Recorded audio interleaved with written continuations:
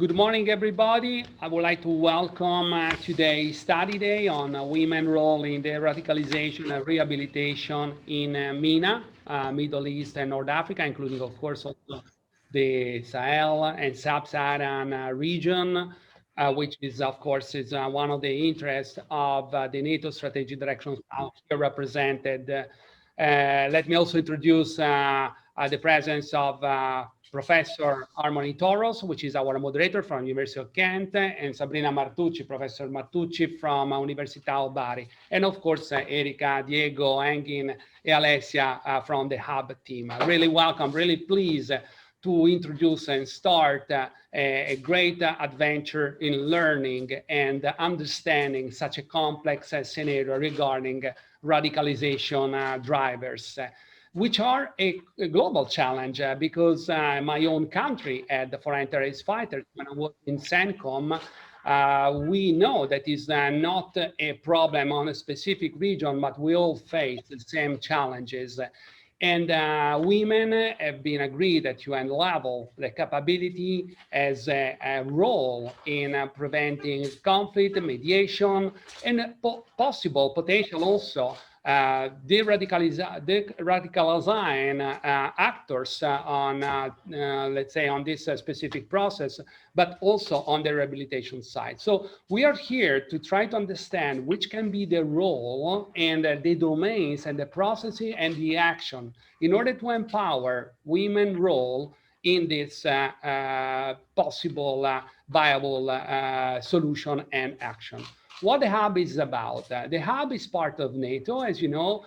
We're not an operational entity, we're not an intelligence entity, but our aim is to understand the driver instability and of insecurity within the assigned region, mentioned as before, as we call the South, and just through the regional perspective. So you are key for us to understand, and we can learn from you, as we did with FemWise. Was a beautiful, let's say, adventure that we started in 2018 here.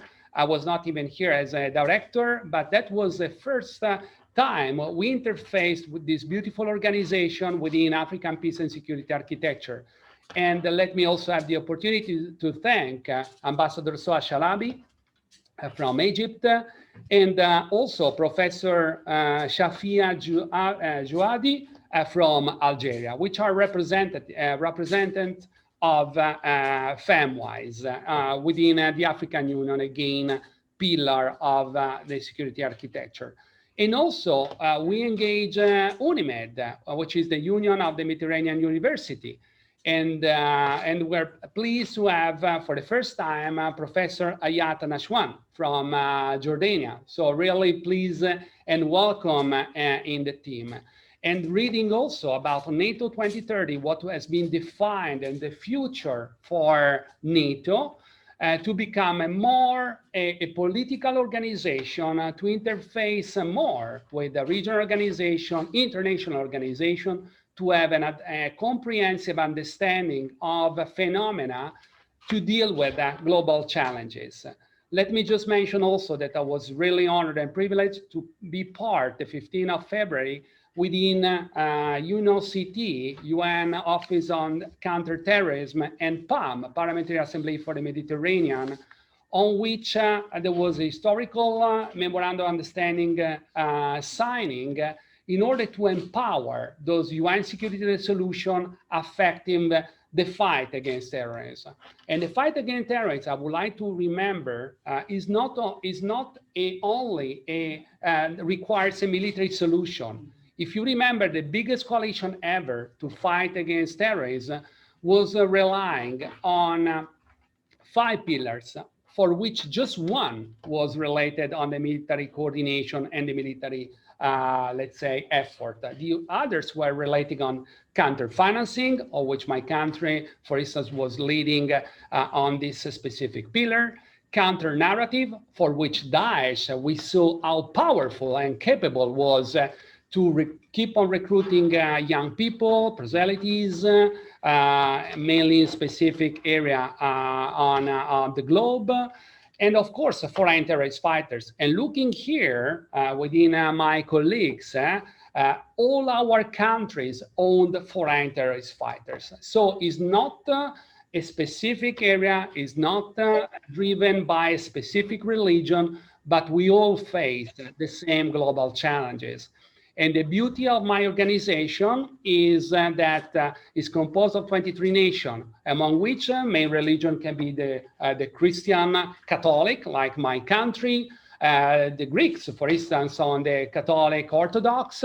We have Albanian and Turkish colleagues, which are part, of course, on which the primary religion is the Muslim one. And this is also a key to just work together, talk together, and have a better and a complete sensibility on a different perspective that is driven by our own background. With that, I will leave the floor to our great moderator, well-known Professor Harmony Toros, and I still have to apologize. I removed the mask just to be a little bit more comprehensive due to my heavy Italian accent, as you can tell. I'll remove, and then I will wear again the mask. But as soon as I'm leaving, because I will have, unfortunately, other appointment today, will probably also be more free to remove the mask in this room because, of course, we're limiting a little bit the human footprint on this specific classroom. So welcome again. Thank you for your patience. We're really looking forward to have your contribution to have a better understanding and enhancing our comprehension on how women can drive the rehabilitation and the radicalization process on this specific matter. So Harmony, you have the floor. Thank you very much, General. Thank you for hosting this event, for organizing this event. Thank you for taking gender matters and women's matters so seriously. It has been several years that I've been working with the Hub, and it is a real, it's a real commitment that shines through in these events that happen. So thank you. Welcome, everybody. It's so wonderful to see so many of you and to see people from all over the world joining, from all sorts of institutions, from NGOs, from different units throughout NATO, throughout the UN, national contingents. So we're very, very happy that you could all join us, and we're looking forward to an excellent morning of discussion, of presentations, of questions and answers, and I'm personally very excited about it. So that's already a good start. If your moderator is happy, you're already halfway there, if you ask me. So to very quickly introduce myself, so my name is Harmony Toros. I research the human experience of war. I research political violence, and I research gender issues in political violence as well. I'm at the University of Kent usually, but I've been collaborating with the Hub now for 2 years. And I had the honor of spending 3 months seconded here, which was a really wonderful experience. There's a few thank yous that we owe to a lot of people, starting with the General, but I've already done that, but I can do it again. Thank you, General. And the Hub more generally. We have a special thank you for Erika Monticone, who is the engagement advisor and on specifically looking at gender and women's empowerment. And a lot of you know her because she has been particularly active in engaging with an incredible amount of organizations and really sort of strengthening the links between the Hub and a whole variety of organizations in the Middle East and in Africa. She is an officer of the Italian Army Reserve with the rank of Lieutenant Colonel, and she has been deployed for 2 years as gender advisor, before that also being deployed in Afghanistan. We have to thank you for all the work that you have put into this, which is coming to fruition today. We have to thank Commander Diego Martinez, who you can't see but is standing right here, who again has been invaluable in his support and his work, and Major Engin Yildirim, who is technically dealing with all the technical. So if it works, it's all thanks to him. If it doesn't work, it's my fault. So you're fine. And thank Major Philippe Rome, who has been helping us throughout this time. Our co-organizer, Professor Sabrina Martinucci of the University of Bari, who is a professor in ecclesiastical law and has been working at very high levels with the Italian government, has been advisor to the Prime Ministry, has had incredible, really important impact in terms of the work on rehabilitation and reintegration of former fighters, and to prevent radicalization in Italy, has done really important work on this. So thank you for your work, and thank you for being here, not only on my behalf, but obviously on behalf. I'm doing thank yous for everybody. And once that's done, we can stop being, everyone can stop being so kind to each other once I'm finished. I want to give you a brief overview of the agenda of what we are going to be doing today, so you have a sense of when you can take your coffee break. We have a first session that we're going to go straight in after when I finally stop talking, and the first session is on gender-based analysis and the role of women in preventing violent extremism. This will be started by Dr. Emna Jemblawi. I will give a brief introduction of our speakers before they speak, rather than introducing everybody now, because if not, you will forget who people are. So I think it makes more sense that way. Then we will have Dr. Ayat Nashwan, who will speak about women's participation in PVE projects, specifically regarding refugees, and Dr. Shafia Jouadi, who's looking at best practice. And I really liked, she's a very good argument on whether we can speak of best practice, yes or not. So I'm really looking forward to her talk on this.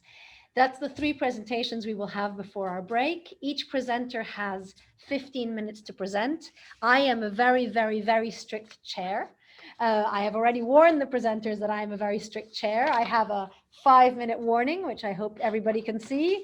And I have a 1-minute warning, which everybody can see. And then after that, I become very unhappy. And the last thing you want to do is make me unhappy.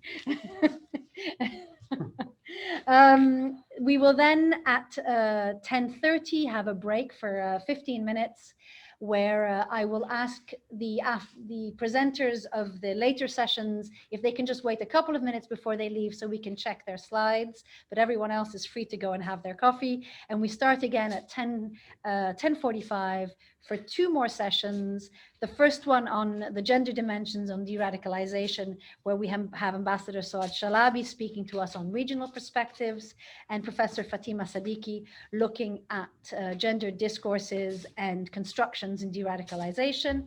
And again, we have a good 20 minutes for questions and answers. And then we have our final session, which is on women in the process of de-radicalization with case studies, where we have Professor Samira Al-Masudi with experiences from Libya, and Dr. Zineb Benalla with experiences from Morocco. Finally, a quick wrap up where we will think of lessons learned and sort of try and tie up some of the main ideas that have come out. This workshop is going to be continued tomorrow with our speakers, where we will be starting the production of a study day report, which eventually will be accessible to everybody. So the main findings and discussions will continue to live on after this morning, and will hopefully be useful to practitioners, academics, and policymakers alike to look at and study in the future. I think that was all I had to say. Yep. I think. As usual, I sped through it, maybe a little bit too fast. No. If I start going too fast, please someone tell me and stop me. And if not, we are slightly ahead of schedule, but I think that's a good thing. Yeah. I like to be ahead of schedule. So we are going to, I would say, start our first session. There's one thing I need to say, is that any questions and answers, please write them in the chat. They will come directly and only to us as organizers, so we will be able to see them. Unfortunately, we have had to, the word is, well, I can't find the word. We're not allowing for chats amongst participants to happen, because if not, the feed will become a little too complicated for us to follow. And it is quite important for me to be able to see the questions so that I can then relate the questions to the participants. So if you can put your questions in the chat, I will be able to see them. I may have to make a selection because I may not be able to ask all the questions, but we will be able to keep your questions in mind when we write our report. And so please write your questions in the chat. Your questions are important to us, and that's how we know the key questions that practitioners, policymakers, and academics want to hear about. So yes, use the chat function for the questions, and I will then be speaking them to our panelists. Are there any practical questions now from particularly our panelists in terms of technicalities, or is everybody happy with that layout? Everyone seems to be happy. I will take that as a yes. And I think the best thing is that we start now with our first session on gender-based analysis and the role of women in preventing violent extremism, and with Dr. Emna Jeblawi. I will, while Engin is making Emna the host, I will introduce Dr. Jeblawi. She is president of the International Institute in Human Development, who promotes multi-party dialogue and recently launched the Women for Peace and Security project. Since 1999, she has taught translation and Islamic studies at the University of Manuba. She has worked as a consultant for UNDP. She sits on the advisory board of different NGOs and is the founding member of various organizations working on transition issues. She is also a member of the Tunisian League for Human Rights. We are absolutely honored and pleased to have you, Emna, and the floor is yours for 15 minutes.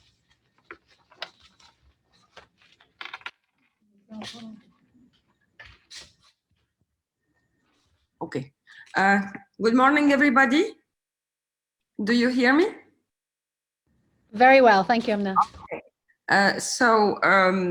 I'm really thrilled to be part of this panel. I maybe preferred to be in contact directly with you, but hope that the next times we will meet in Naples. So this is a virtual, nice experience. I have to thank all the organizers, especially Erica, Diego, all the GFC Naples team, and I have also to thank NATO for its interest for women role in this very important subjects. I have to say that de-radicalization, I started working on it since 2014, and I have to say that I come from both worlds, the world of the research, which I think is very important.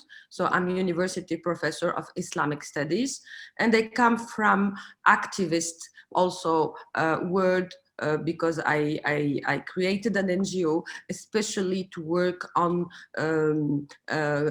countering violent terrorism, preventing violent terrorism, working mainly with women and youth, mainly with women and teenagers, which I think are both very important targets. So 15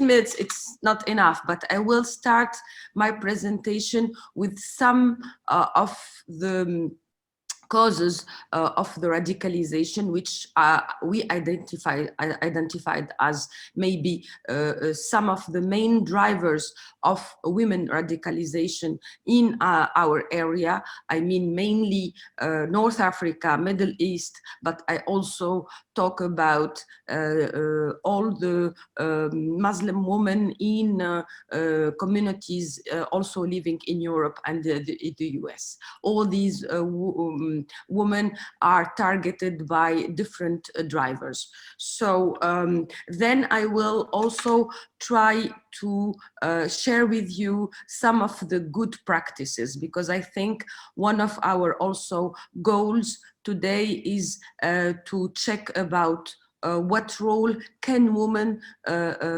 play in preventing radicalization or countering radicalization.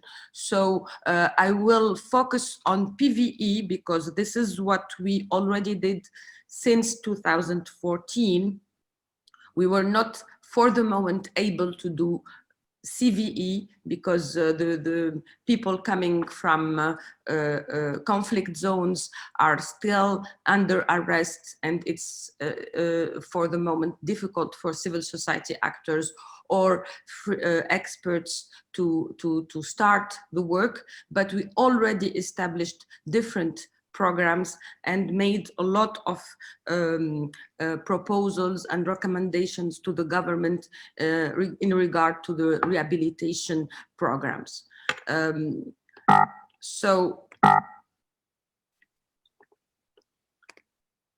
Let's start with the let's say these growing radicalization routes, because I think if we want to do good countering radicalization, we need to understand maybe the roots. And I think that the roots are, as you know, economic, but I may focus on ideological roots and cultural ones. And I think in the last reports of the US government in regards to the causes of radicalization, causes of terrorism, they started talk finally about the non-security solutions. So besides of the security solution, we should have an understanding, a comprehensive approach of the causes of radicalization, regardless to media role, cultural role, education programs role. If we don't address these causes, we cannot stop radicalization growth.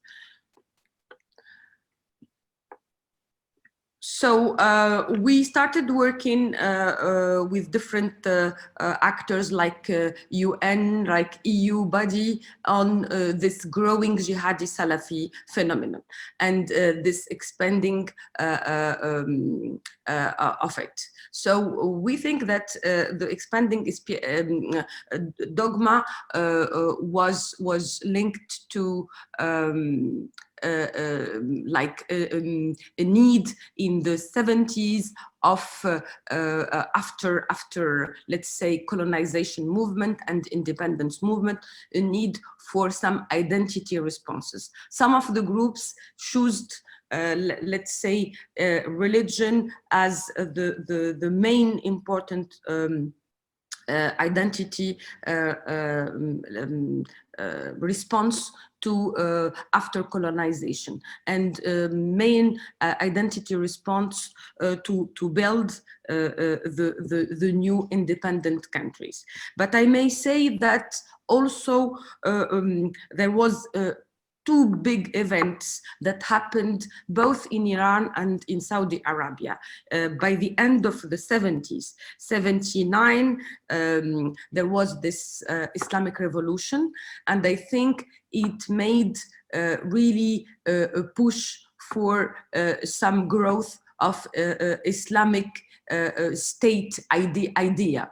So with the beginning of Islamic revolution in Iran, and then also there was in the same time, just 6 months after, in Saudi Arabia, this also attack of Mecca by a group of jihadi, and it was like an escalation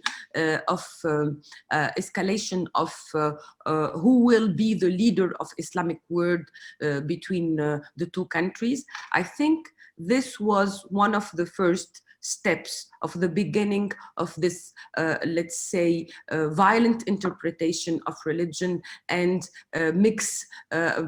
dangerous mix between violence and religion and politics. Then came Afghanistan moment, and I think the Afghanistan moment also started with raising a lot of groups, because a lot of people from Middle East, Arabic country joined Afghanistan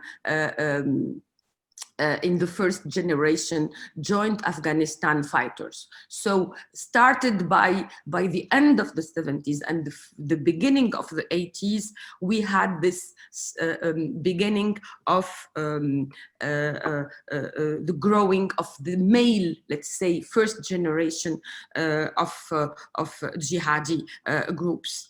But by the 90s, we started really remarking that there was a serious wave of recruitment of women. So they worked on recruiting women. They started really by the beginning of the 90s to launch TV programs, radio programs that were enough, let's say, dangerous, but the international community didn't really, I think, understood the danger of these TV channel that were using Nilesat space. So a lot of Middle Eastern Arabic-speaking language women started by the 90s following some TV channels. Also, there were a lot of let's say, Islamic schools that were not respectful of human rights standards, freedom standards, or also were not really fitting with some principles of freedom of faith or religious practices in Western democracies. So sometimes these women were seeing that serious contradictions between their own understanding of religion and the host country's laws and constitution. And we started seeing some misunderstanding, some violence, regardless to some polygamy or excision, even in Europe. So a lot of this cultural non-solved question between what can be really the solution or what can be the main response between not Islam and democracy, but Islam and freedom. I think one of the main goal we should work on should be what is the let's say how to fix this issue of freedom in Islam, because we already saw that some of the Islamic movements can come to the power even through elections, but they can be violent, they can be sometimes not respectful of freedom of women. So a lot of questions are really linked to religion and the value of freedom. And it wasn't solved and it's still not solved. So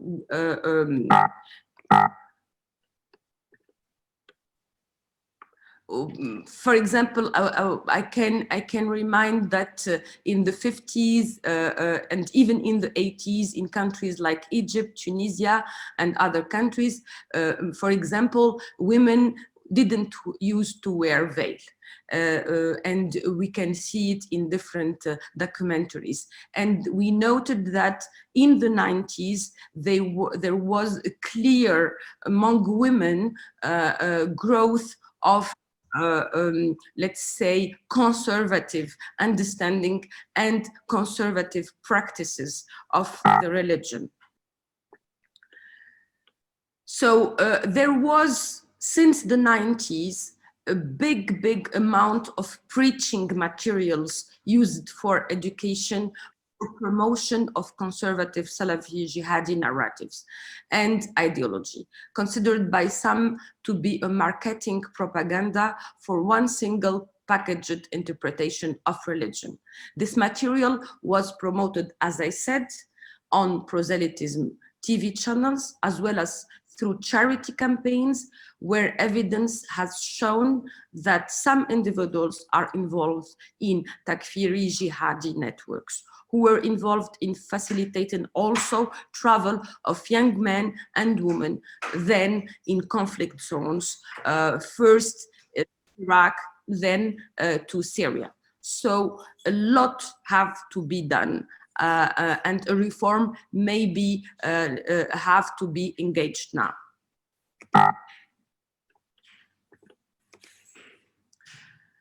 So we think that these interpretation made jihad expiatory Salafi reflecting total ignorance about the real intentions of the message of Islam. So the result of the world globalization also didn't succeed.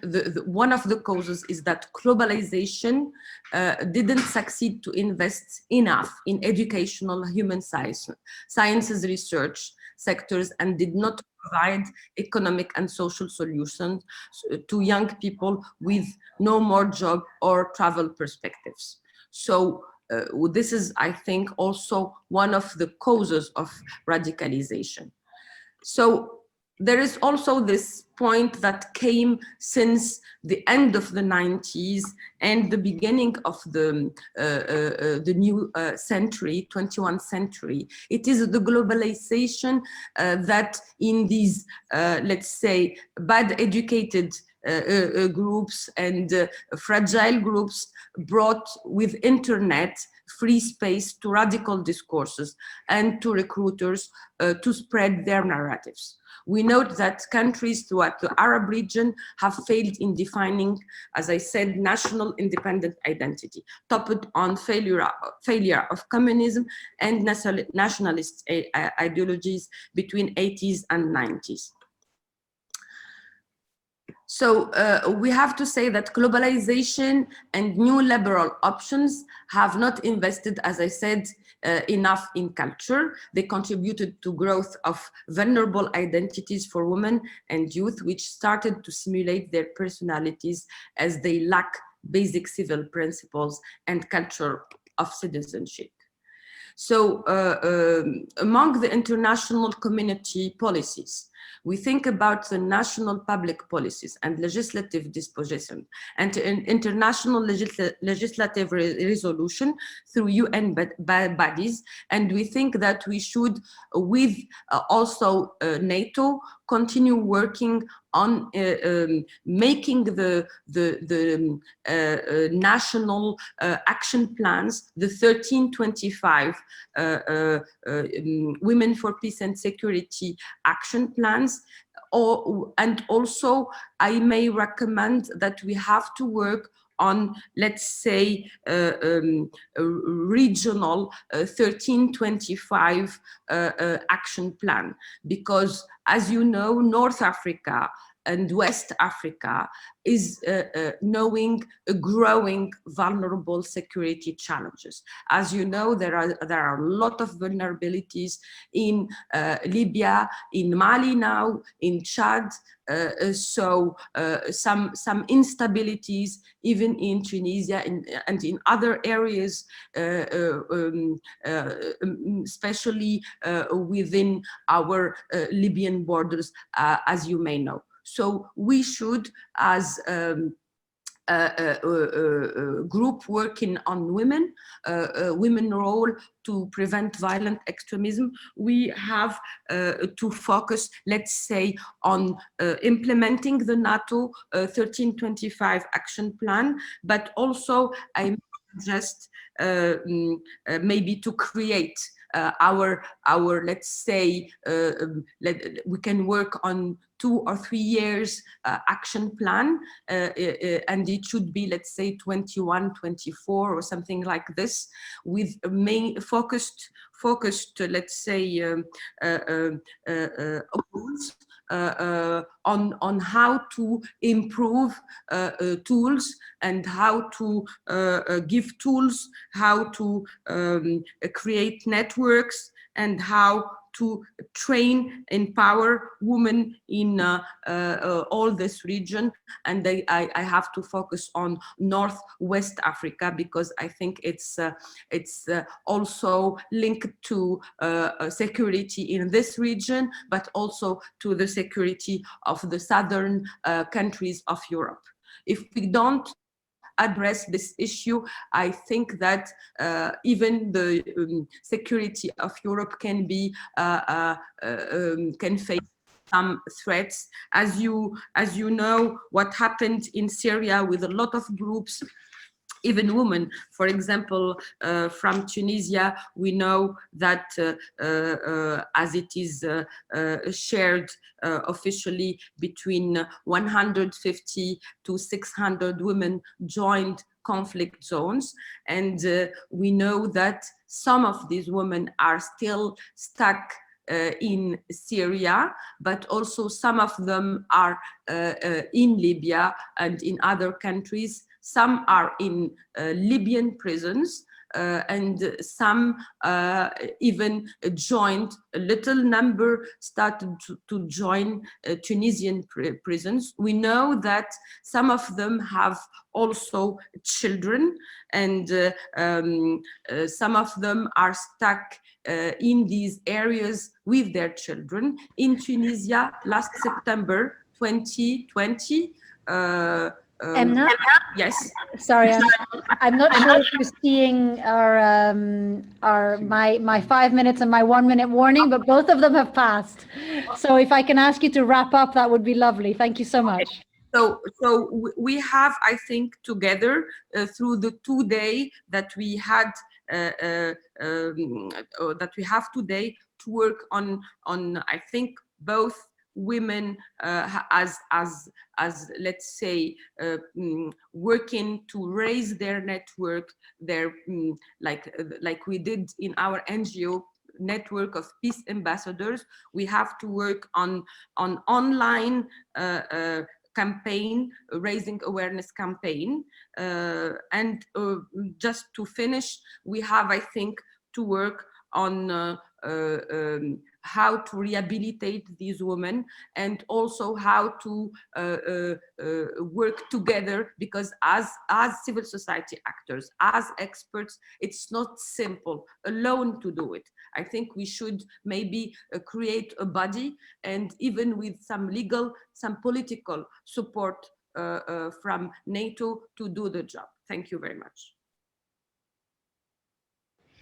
Thank you so much, Emna, really, for this absolutely fascinating presentation. Thank you for giving us the absolutely essential historical, political, and economic context, because we tend to look at these questions sometimes forgetting the really important context and the decades of history that precede it. So I think that was very, very important, and for your recommendations that we're definitely going to take into account when we're writing our report. If you could kindly stop sharing your screen so I can pass on to Ayat. Thank you so much. And Ayat, we're going to make you presenter. So while I introduce you, so Dr. Ayat Nashwan is Associate Professor in the Department of Sociology and Social Work at Yarmouk University in Irbid in Jordan. She was the first woman to serve as the Director of Refugees, Displaced Persons and Forced Migration Studies Center at Yarmouk University from 2018 to 2019. Dr. Nashwan's research focus is Arab immigrant families across the lifespan in the US, and refugees and forced migrants in Jordan. So Ayat, the floor is yours, and we can see your screen. So absolutely, thank you so much. Yeah, thank you so much. Do you hear me? Yes, we can hear you very well. Yeah, thank you very much. It seems actually I want to start with thanking you so much for this invitation. It's a pleasure to be with you for the first time. I actually attended one event, and this is the first time to present, so it's a pleasure to be with you and with respected and esteemed colleagues from the whole world. My presentation titled Infatuated with Martyrdom, Female Jihadism from Al-Qaeda to the Islamic State. Actually, I selected to choose or to take this title as one of the very important, and not many people know about this book in Jordan. And it's written by Muhammad Abu Rumman and Hassan Abu Haniya, and they are both well-known figures from Jordan. Sometimes, the English language can be a barrier for them to speak in that, for the international audience. But they wrote this book in Arabic, and then it was presented with the support from a German entity to English. So I selected to start with this. Why? Because I want to say that the voice of local is very important. In many ways, we hear about radicalization, de-radicalizations from the international researchers who come to investigate the context, but in many ways we forget that the voice of local is very important. So this is actually the cover of the book, and this is the book in general. I personally know Hassan Abu Haniya, who is an expert in Islamic groups in general.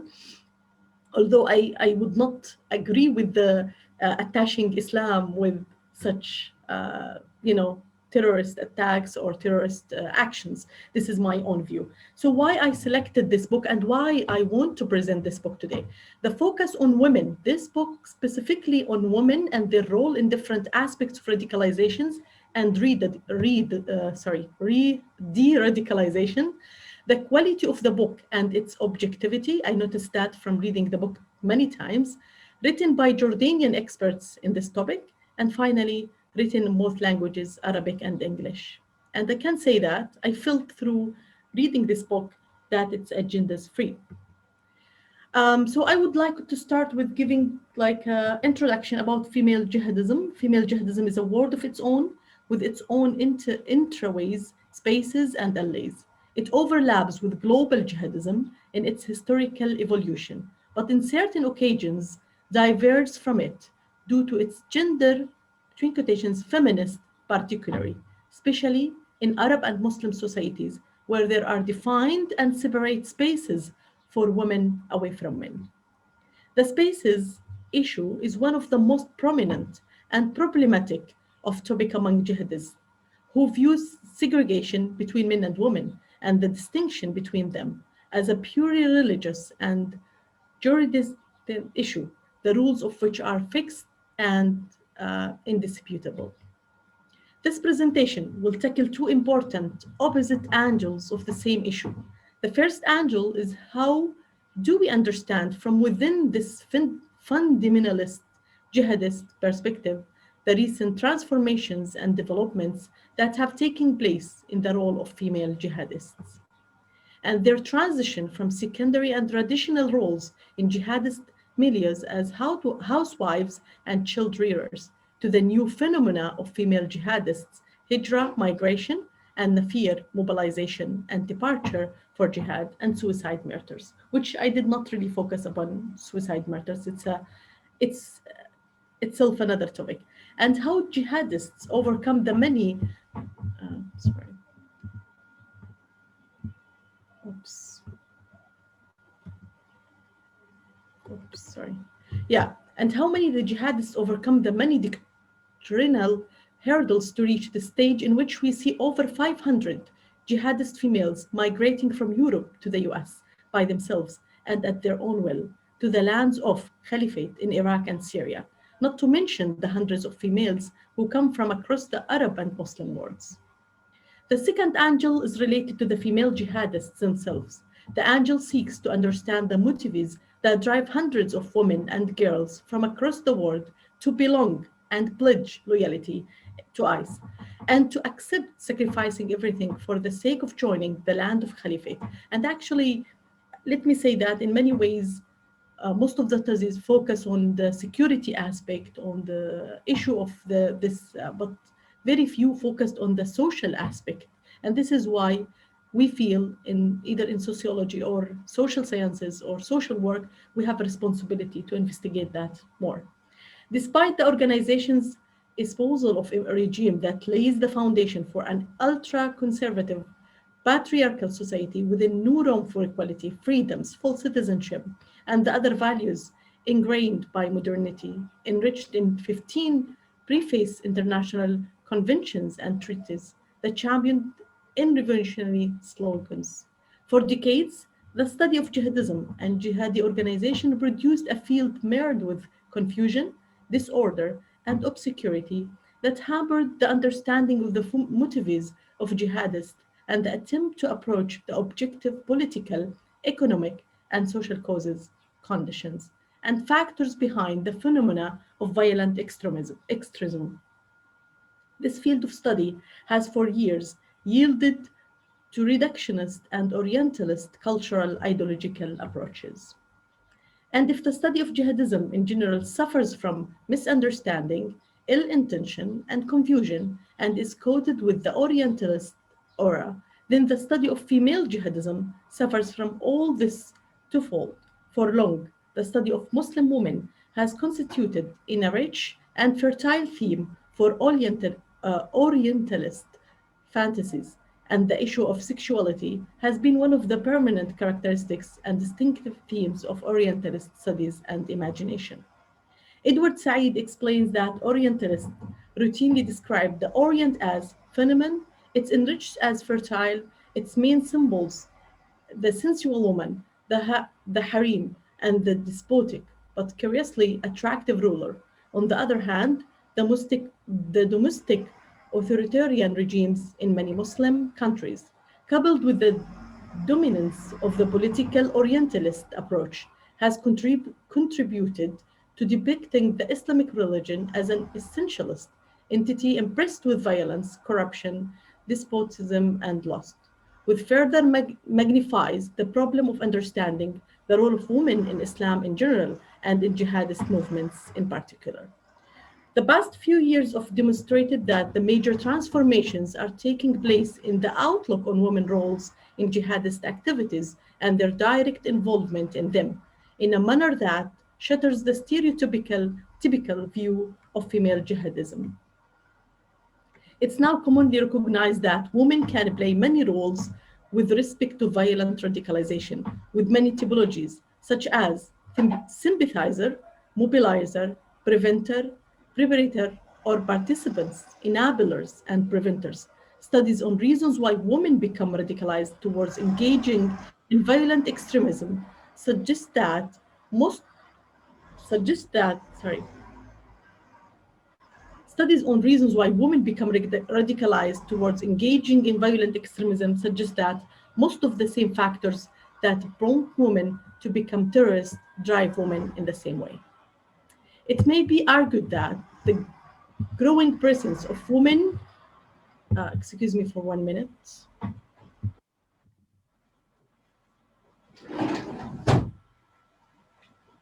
Sorry, I have some noises outside. So it may be argued that the growing presence of women and multiplicity of their roles in the organizations that heralded the emergence of the Islamic State organization known today, from al-Zarqawi to Abu Bakr al-Baghdadi, evolved within millennia of failure of democratic transformation in Iraq in particular, and in Arab and Muslim world and countries in general. This female presence would significantly grow in the wave of coups against the peaceful revolutionary protests that swept the Arab world beginning in 2011, and especially with the escalation of the conflict in Syria. As you all know, the regime of Bashar al-Assad violent crackdown on peaceful protests transformed the dynamic of resistance into a militant approach, and within a short period of time, Syria became the largest hub attracting Arab and foreign jihadists, with the expansion of the Islamic State of Iraq into Syria and the forming of the Islamic State of Iraq and Syria, or Sham Levant, known as ISIS or ISIL, the influx of jihadists from all over the world grew significantly. In April 2015, the United Nations estimated that at least 22,000 foreign fighters from 100 countries had joined the jihad in Syria and Iraq, including approximately 4,000 from Western Europe, considering the likelihood of unrecorded individuals the number is likely closer to 30,000. On the influx of women to ICE-controlled terrorists, the director of UN Security Council Counterterrorism Committee Exclusive Directorate, Jean Paul Lobardo, remarks, the first issue of us that really astonishes the analysis that I have in my team is that, for example, 550 European women have traveled to territories controlled by ISIS, Daesh, and in some states. Women account for 20 to 30% of the foreign terrorist fighters. We also want to say that the number of young girls who have pledged their support for ISIL online has also increased. Female jihadists of Europe, this is actually the last topic, then I will conclude. This influx of female European jihadists to ICE raises the puzzling question, what causes these women, and often teenage girls, to leave their countries and migrate to ICE terrorists, where they would live in conflict-ridden conditions that are certainly not materially comparable to the comfortable and stable conditions in Europe, and where they would give up many rights and privileges they enjoyed in their home countries. Countries where people from other parts of the world dream of migrating in a search of safer and better life to escape poverty, war, and absence of rights or democracy. This is even more puzzling when we find that many of the women joining ICE come from the families who had fled their home countries, mostly Muslim majority countries, and came to Europe seeking a better life. Various theories emerged to answer this question. Some of theories consider the internet to be the main culprit, focusing on the role of the internet in brainwashing and recruiting girls who are addicted to social networking sites. Other theories speak of the role of boyfriends and the tempting idea of marriage, particularly for teenage girls. Multifaceted aspects also emerged in answering this question, such as the thrill sought by the adventurous young generation, indecoration by family or friends, or the question of religious identity in Western societies, among others. There are no precise statistics on the number of European females who left for Iraq and Syria to join ICE, but most reports suggest that the number has reached around 550 females from several European countries, notably from France, Belgium, UK, and Germany.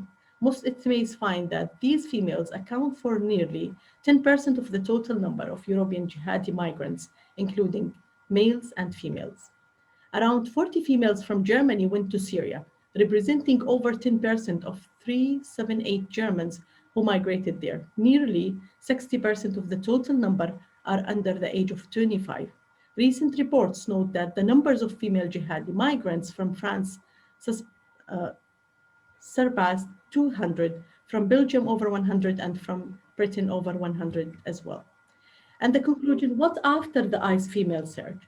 If we are talking about the surge in the status of female jihadism, then the hypothesis of return to norm isn't plausible, especially if the political and social conditions that feed radicalism continue to be the new norm.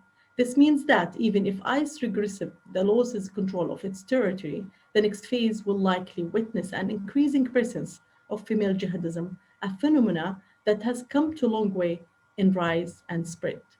Reinforcing this rise and spread argument is the fact that we are witnessing the emergence of a new sub-phenomena of jihadist families and jihadist embryonic communities that have taken shape in some Arab and Muslim societies, especially in Iraq and Syria, and in particular in ICE-controlled territories.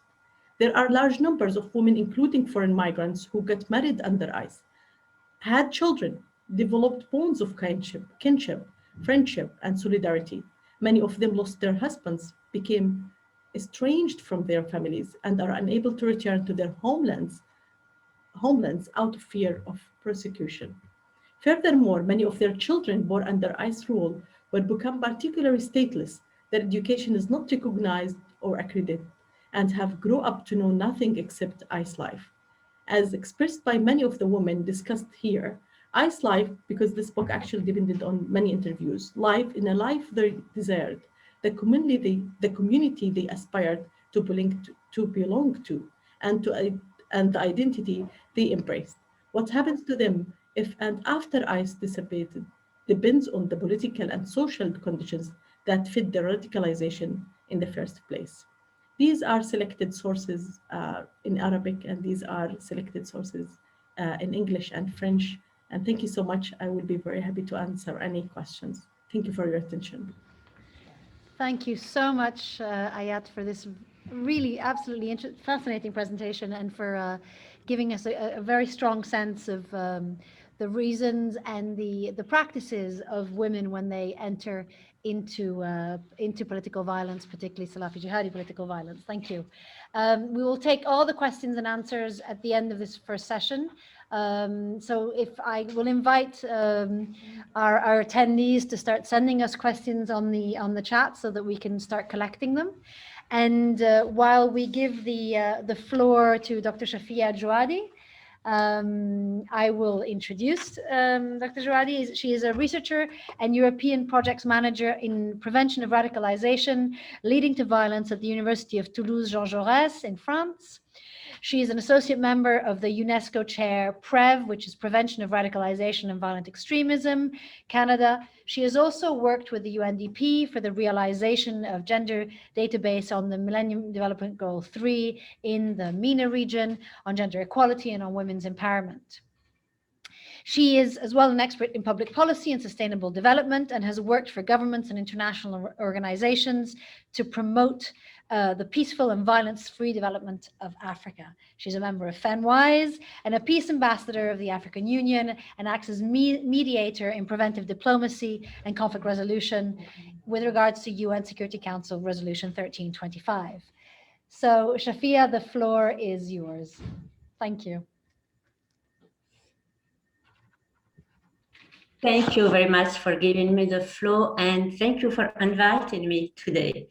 So good morning, everyone. I'm very pleased to be here today to share with you some reflection and some results of my research about the best practices of gender-sensitive PVE and CVE, and how gender mainstreaming is important.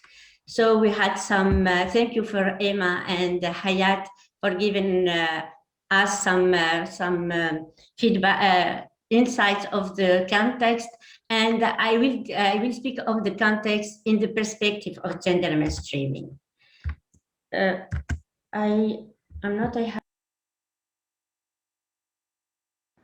You've muted yourself, Shafia.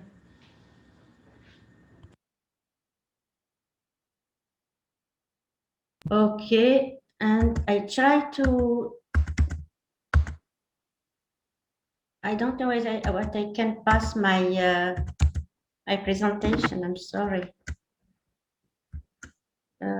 Sorry, there's problem with my presentation.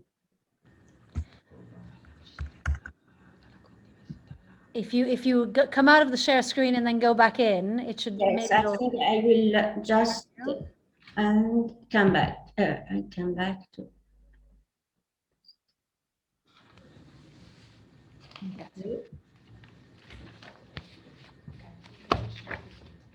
Sorry. Voilà.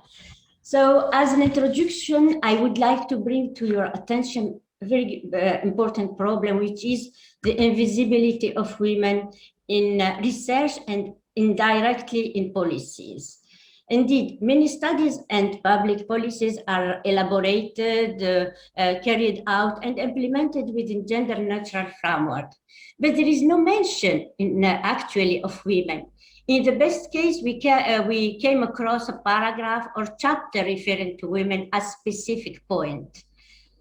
For example, in the field of security, for example, of course, we have the WPA's Women, Peace and Security Agenda, which work on women and in relationship with violence.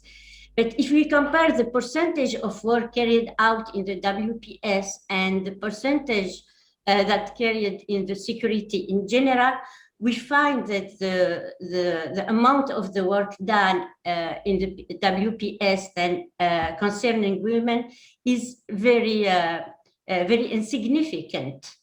Besides, for example, the women involved in violent extremism is very recent research, and I think that in 2015 we have a real interest after the massive enlisting of women in jihad, and we had this resolution 2242. So it's very recent. The problem, the absence of women in the studies is explained by Marie-Anne Devro as the androcentrism in the science. Which means that the results we have are always a reference made. In fact, when we work on neutral reference, we actually work in masculine reference. But since women represent the half of the population, they can and should be the half of solution. And that is possible if we adopt what we call the dual reference or the double reference with men and women in the same time. So for me, it's very important to put that in your attention, because we need to have more study on women, but also on men, because the gender is the interaction of the men and women together. The second point that I would to highlight is the definitions. Emna spoke now about prevention, and I think I have the same definition, and it's paramount when we try to exchange together, to have to clarify certain definitions and to have the same understanding. So to have the same, to share the same common framework of definitions. For example, for the definition of good practices, according to the RAND, the European Radicalization Awareness Network, an action is considered as good practice if and only if the result is validated by an evaluation of the project. But unfortunately, rare evaluations were conducted on gender-sensitive PVE. So talking about best practices in MENA region is quite premature, of course, according to the definition.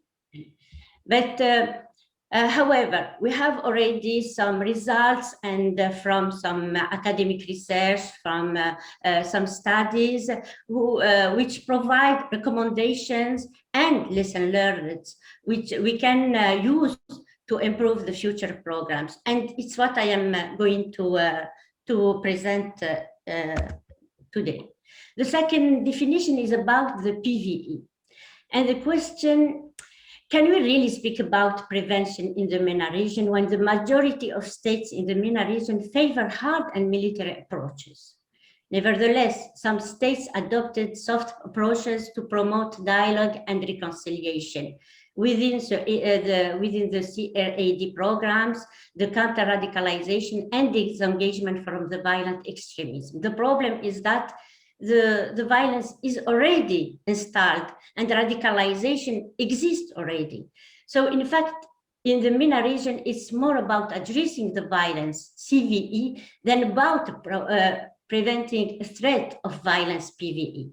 So we prefer to use the PCVE than in the CRID project and programs, than the prevention, just the prevention. The other definition is about the gender PCVE. Why it's important to speak about gender sensitive. This approach help us to highlight the two roles of women: the positive role as peace builders and the negative role as perpetrators. Furthermore, in MENA region, gendered approaches demonstrate the relevance of studying violence along the continuum from the private to the public sphere. In PCVE, extremism is important, but the V, violence, is also very critical, because it's problematic in the MENA region, because we have the violence in institutional violence, cultural violence, social violence. It's sometimes endemic in some states. Gender-based approaches also conceptualize peace as rooted from social justice. What's very interesting because it takes into account, for example, the gender inequality. But working in gender inequalities help us to work also in others inequalities as social economic. Consequently, we take into account all the human rights, which are totally occulted when it comes to security in the states. Another point which is important, that gender-sensitive approach work with 3 groups of women. We have the first group, which is the victims, women as victims. We know that women are kidnapped, raped, chained, sold as a slave. They are disfigured, tortured, and you have all these women who mourn their children and their husband killed or by police or in the war.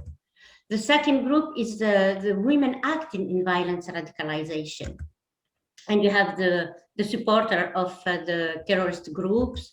We have the women who are involved as advisors, organizers, and of course we have the fighters. The third group is the women who fight violent radicalization. We have the first group is the mothers who fight to protect their children. We have the religious women, and of course all the civil society professionals and activists. And now Emma and Ayat give us feedback of the programs in the MENA region, but I just want to give some insight of the picture through the gender mainstreaming. We have two important results. The first result is that the program didn't reach their objectives. First, they don't strengthen democratic structures, and without democracy, we can't have women can't have its rights. The second is that there is a problem to promote ideological change of the de-radicalization because the clash of opinions, and that we have two sorts of clashes. The first clash between traditional Islam and the Islam ideology. I just said that Islamic ideology is already installed. And the second clash is between Islam and universal ideas like secularism, democracy, gender equality, considering these ideas as Western ideas, therefore as anti-Islam. In the matter of gender-sensitive PCV, it shows an exasperation of certain stereotypes that we are going to speak about, and a rejection of the role of the social position of women. How? Because in general, the CRAD programs focus on the economic dimension to the detriment of psychological, pathological, and cultural dimension. In fact, poverty is the only reason to be radicalized for women, occulting all the others reasons. So what's important to speak about in the MENA region as lesson learned?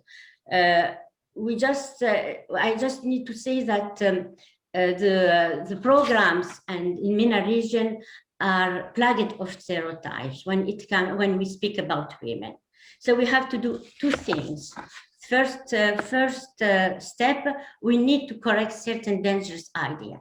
And second step, we need to propose more holistic and more intersectorial approach to integrate not just women as mothers, but also women as professionals and as activists and so on. So the lesson learned. The first lesson learned is to stop working only with mothers, sisters, and wives. Survey results from Jordan shows that 95% think that women are important in the de-radicalization and prevention. But only 21% think that speak about the role of women outside the family. There are two questions to have in this about this survey. The first one is we don't know what think men and what think women. And it's one of the problems I was speaking about, the invisibility. We need to have the sex-specific data to understand this situation. And of course, we need to be more cautious when we work with women, and when we give this how can I say this insight of the situation of women. So the recommendation is to enrich projects by systematically associate the social and professional role of women with the role of mother. The second lesson learned is to stop considering women as victims. It was the case until 2015, for example. And the recommendation is to consider both the victim status of women and their capacity to act, take into account both their victimhood and their agency for and acting for violence, but also their agency against violence and their activism against the violent radicalization. The third lesson, which is very important, is to stop linking women to youngsters. In policies, programs, and even in some laws, we continue to associate the women's group with the youth group, even though we know that apart from the bond between mother and their children, there is no reason to present them together. They have different positions, different behaviors, different expectations. So why we continue to present them together? So the recommendation is to break the link between women and young people, to stop assigning women to their sole role of mother, and of course, to give them their own space, their own place, and their real visibility. Another lesson learned is to stop using gender dimension as a woman issue. It's usual when we work on gender, whether with professionals and audiences, the public is predominantly female. And I think it's the case in this event. Gender is not only related to women and girls. I have said that it's the interaction of the two groups, women and men. However, we recognize that we focus more on women when it comes to gender because women are always invisible and forgotten in some projects. So we need to focus on them, to speak about them. But it's requisite to first bridge the difference between men and women. There is a very big difference between the representativeness, the data, studies, existing policies from men to women. So we need to bridge the difference. The recommendation is to involve more men by using multi-sectorial approaches that will integrate men through other fields of expertise. So I think it's very important to have women in this discussion and to help this using this double reference. Correct some Western beliefs, and I think Hayat talked about them. There is some ideas and some beliefs generated by the mainstream in Europe, like that Muslim women are oppressed, Muslim women would need to be empowered, that radicalization is somehow an Islam problem, and that gives some damages to the international intervention that needed in the MENA region. So the recommendation is to work with the local communities to better absorb the realities and understand the expectations and the way of thinking of women.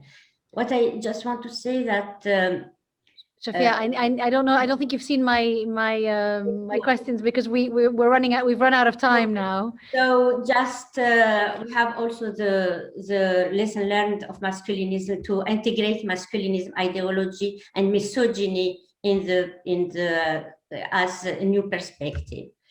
I want just to conclude with a personal point that I am a researcher, I am ambassador of peace, and also I am an expert. And until now, I have always used my neutral position. But I am also as well woman with knowledge, women knowledge, sensitive knowledge, and vision of the world, which is feminine. So I think we need to take into account this feminine perspective, to work on it and to use it to prepare and to promote the more soft approaches in social inclusion, in reconciliation, and in restorative justice. I think feminine perspective could make the difference in MENA region, in prevention violent extremism in MENA region, but in elsewhere in the world as well. Thank you for your attention. Thank you so much, Sophia, for this really, really comprehensive and important presentation in terms of the various problems of particularly highlighting some of the key problems that policy has sort of the key traps that policy has fallen into and research as well, to be honest, in the past years when it comes to dealing with questions of gender and PVE and CVE. Thank you so much for that. So we have a couple questions that have come in.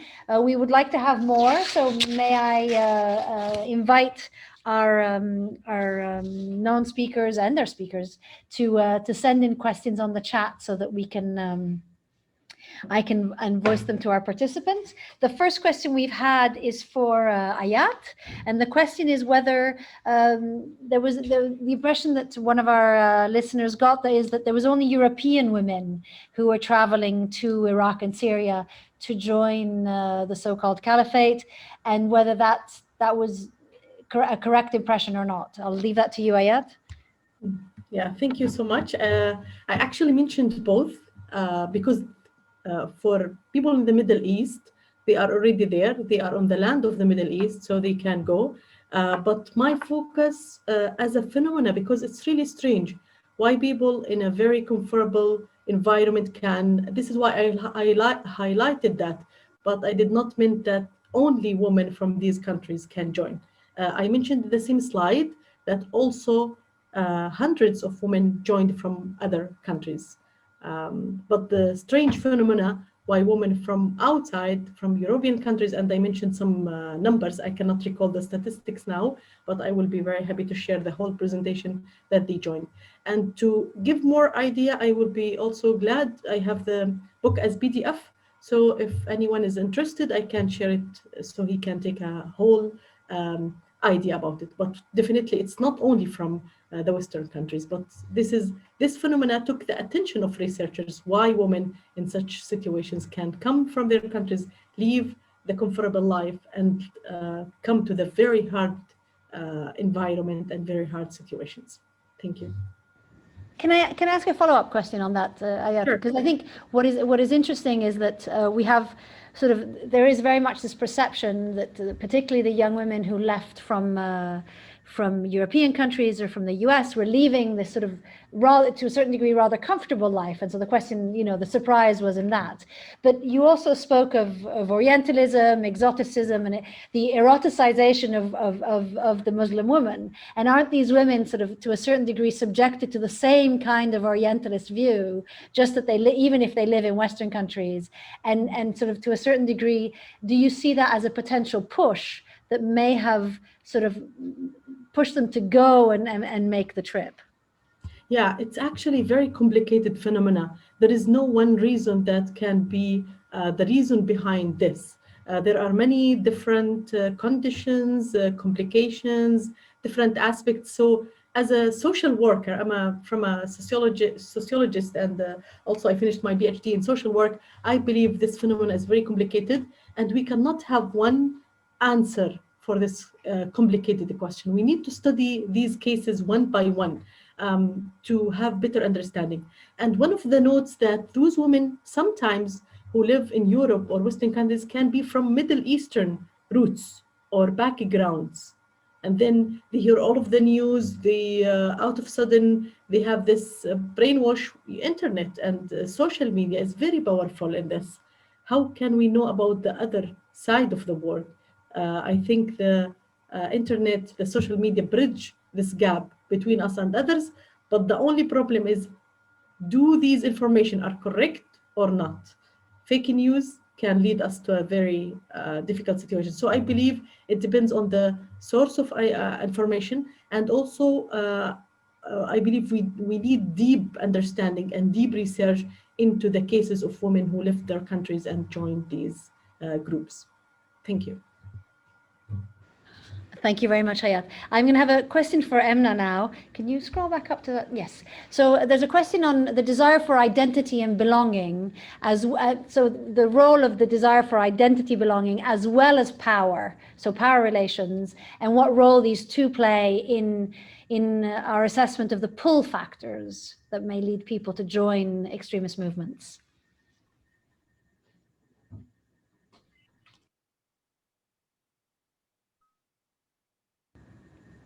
Emna, you're muted now. Just a second. I need just 1 second. Thank you. Okay.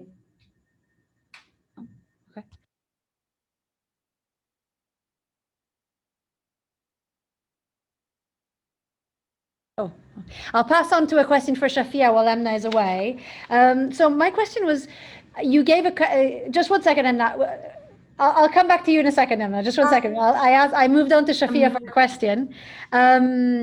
So you spoke about various categories of women. So women who was either involved as victims, as fighters, or as fighting radicalization. And one question I had was, are we dealing with, what about the women who are not involved at all, right? Women who are neither victims nor fighters, nor engaged with NGOs, sort of your average, maybe the term is incorrect in the MENA region, but your average middle-class woman who is not going to be involved in any of these categories.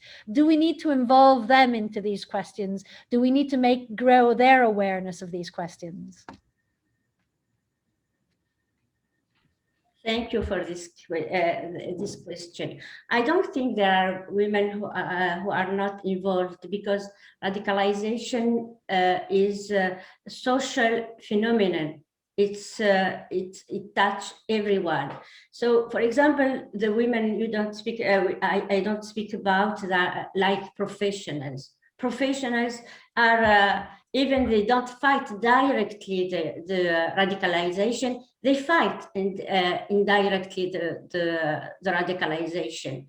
When I speak about involving more women, more roles of women, and involving, for example, professionals, have given the chance or the opportunity of women to be involved in their profession and to do something in the society is a sort of involvement. It isn't because we don't speak about them. They don't exist. They can give and make the difference thanks to their profession, for example, as educators, as psychologists, or as scientists. So every woman is involved in this problem, because it's she is directly influenced by this problem. Violence radicalization is not just about the jihad or the terrorism or the Islamic Islamist how can I say groups. It's of the society, the entire society, because the violent extremism influence the mainstream. So influence directly the life of women, and especially the rights, human rights of women. So they are involved less and more. Thank you so much. Thank you for your answer. So I'll come back to Emna, and the question was, the link between identity belonging on one side as a pull factor, but also power, questions of power, and how these two work together in terms of pull factors of radicalization.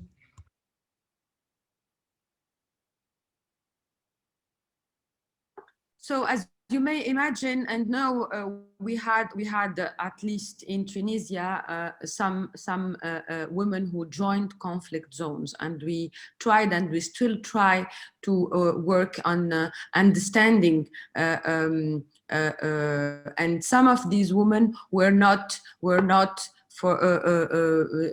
underprivileged or undereducated. There was this need of to belong to a group, to a community, a big need. And as I said, there are different failures in the policies. There is the failure of this independent states, or all these independent states in our region, to offer a project or a goal to these women, and to offer them, let's say, something that make sense and give a sense to their lives. And there is a lot to do in our area to make these women feel, because they have absolutely the right to express their faith, to live their faith, and to be proud Muslims, but they also have, in the same time, to be proud Muslims, but also proud citizens with other goals. Being just proud Muslims is not enough, and I think it is linked to the 60 years of independence and some of the problems to offer new views. What are these independent countries that were independent in the 60s can offer to their citizens? If we talk about South, if we talk about North community, Muslim communities and Muslim women in Europe, there is another little also issue about feeling of belonging. The same issue, what can these democracies offer to a Muslim woman as attractive goals besides of being Muslims? So I think it is linked also, and I said it since 5 years ago, and I think we began to talk about it. Democracy need also to work on some attractive, how to make freedom and democracy attractive to Muslim women, to make them more attracted to freedom than to violence or being part of these violent groups. Their belonging to violent groups was sometimes linked to family members, sometimes they were sisters, wives of these terrorist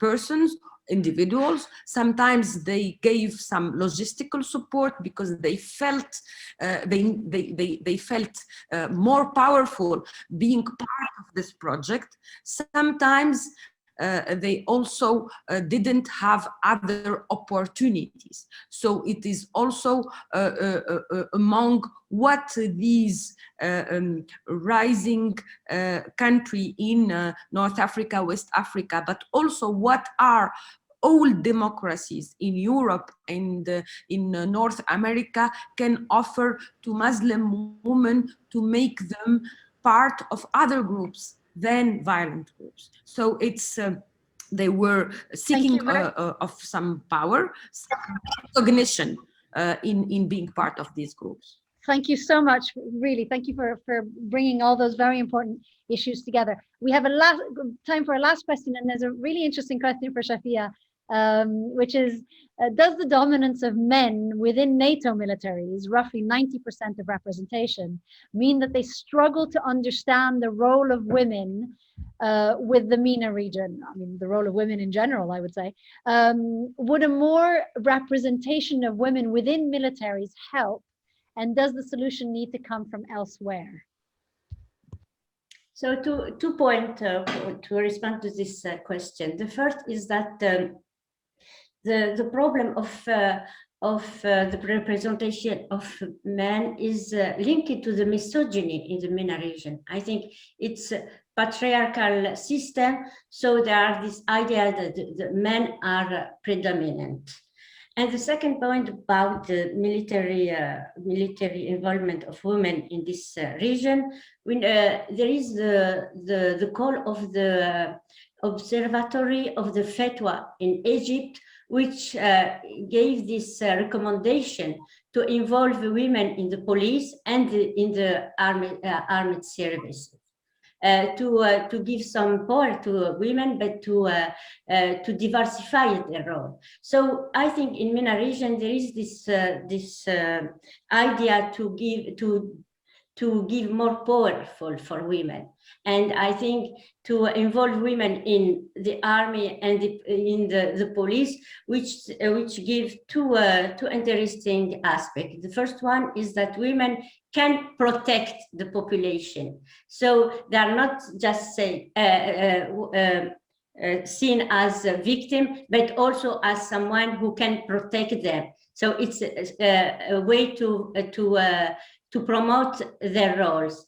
And the second aspect is that they are part of the states, and they are part of the government. They are part of the peace building.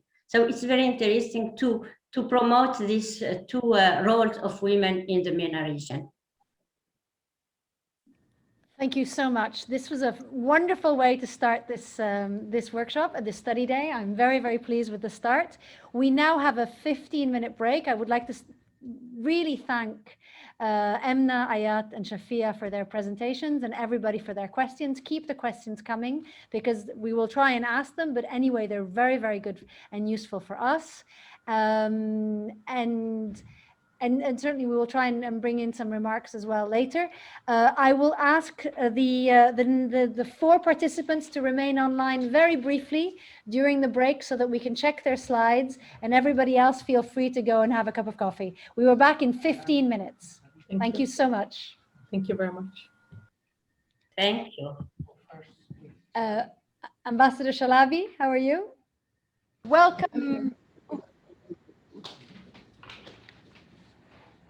Welcome back, everybody. Maybe should we shut the door, Erika? And I hope you had a good 10 minutes to get yourself a good cup of coffee, cup of tea, or whatever it is you need to get yourself going for the next two sessions. We are very proud, honored, and excited to have our next speakers. The next session, therefore, has two presentations, one from Ambassador Saad Shalabi and then from Professor Fatima Sadiki. And then we'll have Q&A, and then we'll go into our final session. While we make Ambassador Shalabi our host, I will introduce her. I'm sure a lot of you already know her, but I will do the honors. She is an Egyptian. Ambassador Shalabi is an Egyptian diplomat who served her country for 40 years, including as ambassador to several countries. She is presently the Director General of the Egyptian African Center for Women, and is serving her second term as member of the board of the Tana High Level Forum. She's a founding member of FemWise and a member of the Global Alliance of Regional Women Mediator Networks Contact Group. She was elected member of the Committee of Elders of the Common Market of Eastern and Southern Africa for a 5-year term. And from 2007 to 2012, she was the director of the Cairo International Center for Conflict Resolution, Peacekeeping, and Peace Building. So Ambassador Shalabi, the floor is yours, and I will give you again a 5-minute and a 1-minute warning. Thank you so much.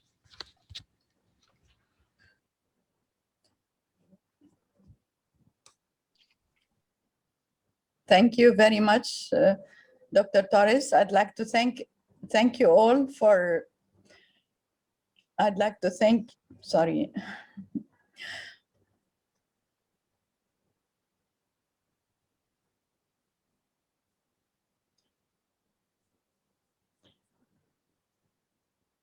Thank you very much. I'd like to thank everybody for being here today.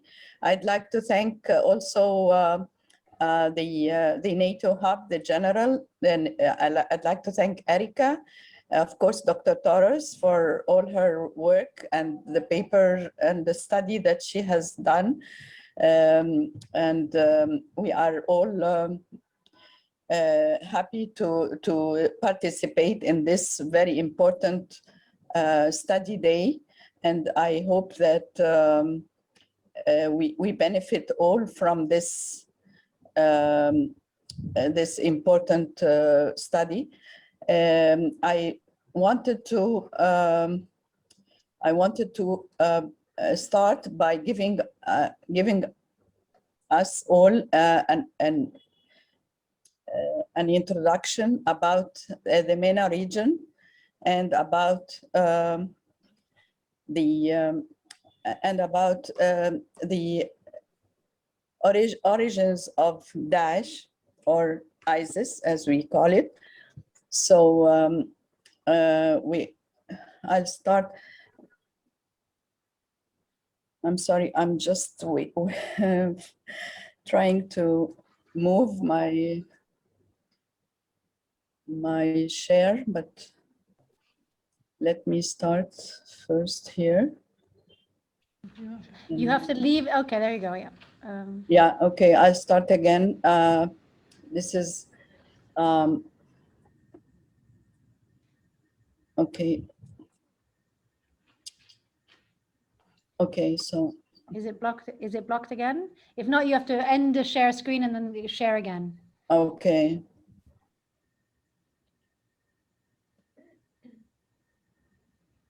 Mm-hmm.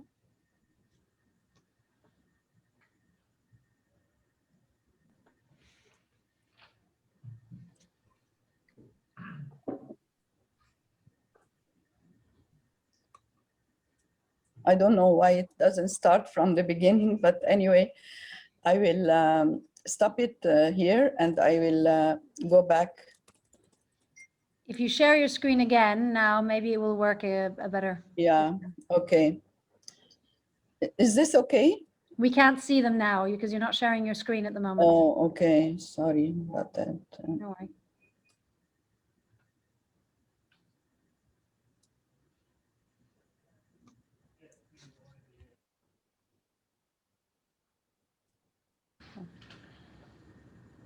Okay. Is that okay?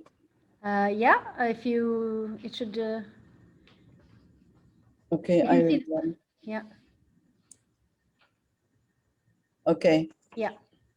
Okay, sorry about that. Don't worry. I just wanted to give an idea about the MENA countries, which who we are talking about. And just to give you an idea, it has Iran, Iraq, Israel, and also the occupied territories. So I put a map so that everybody knows what we're talking about. So North African countries and Asian countries, mostly all Arab countries. So why do Muslim and Arab women look for join ISIS? They are abused and they are victims in their own society, whether by in the family or in the society itself, because it's a patriarchal society, and sometimes the husbands and the family members abuse women. In this region, the Arab Muslim woman is not getting her full rights. So the woman is looking for her identity, and ISIS has provided this. So it was like an escape for Arab women in the region. I'm speaking now about the MENA region. So as you know, that ISIS is a patriarchal terrorist entity, and it declared the creation of the Islamic Caliphate in Iraq and Syria. And it misinterpreted Islam, and it used the radical extremist violence as its motive to impose its rules and regulations, even if it was not complying to Sharia, but they felt that this is how they want to establish their Islamic caliphate.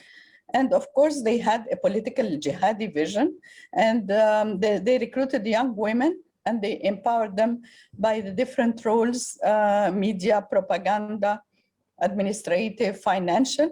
These roles they took besides their role as wife and mother. Especially also some, they were exploited sexually. So ISIS at the end also gave them combat rules, they gave them ranks, and they gave them like an identity to look for in the jihadist women, as a jihadist women icons, but at the same time, they were exploited hugely. The total number of ISIS affiliates during the time between 2014 and 2017, they were around 41,490. This is including everybody, foreigners and MENA region. So 75% were men, 13% were women, and 12% were minors. But the proportion of women and minors to the total number of returnees, the total number of returnees of women was 4,700. This was 2019 when ISIS collapsed. 4,761 women returned. So this is like the total number. It's from the 4,000. There's 256 only women. So 5% only of women returned. And the minors, 4,640, which makes 25% of minors returning.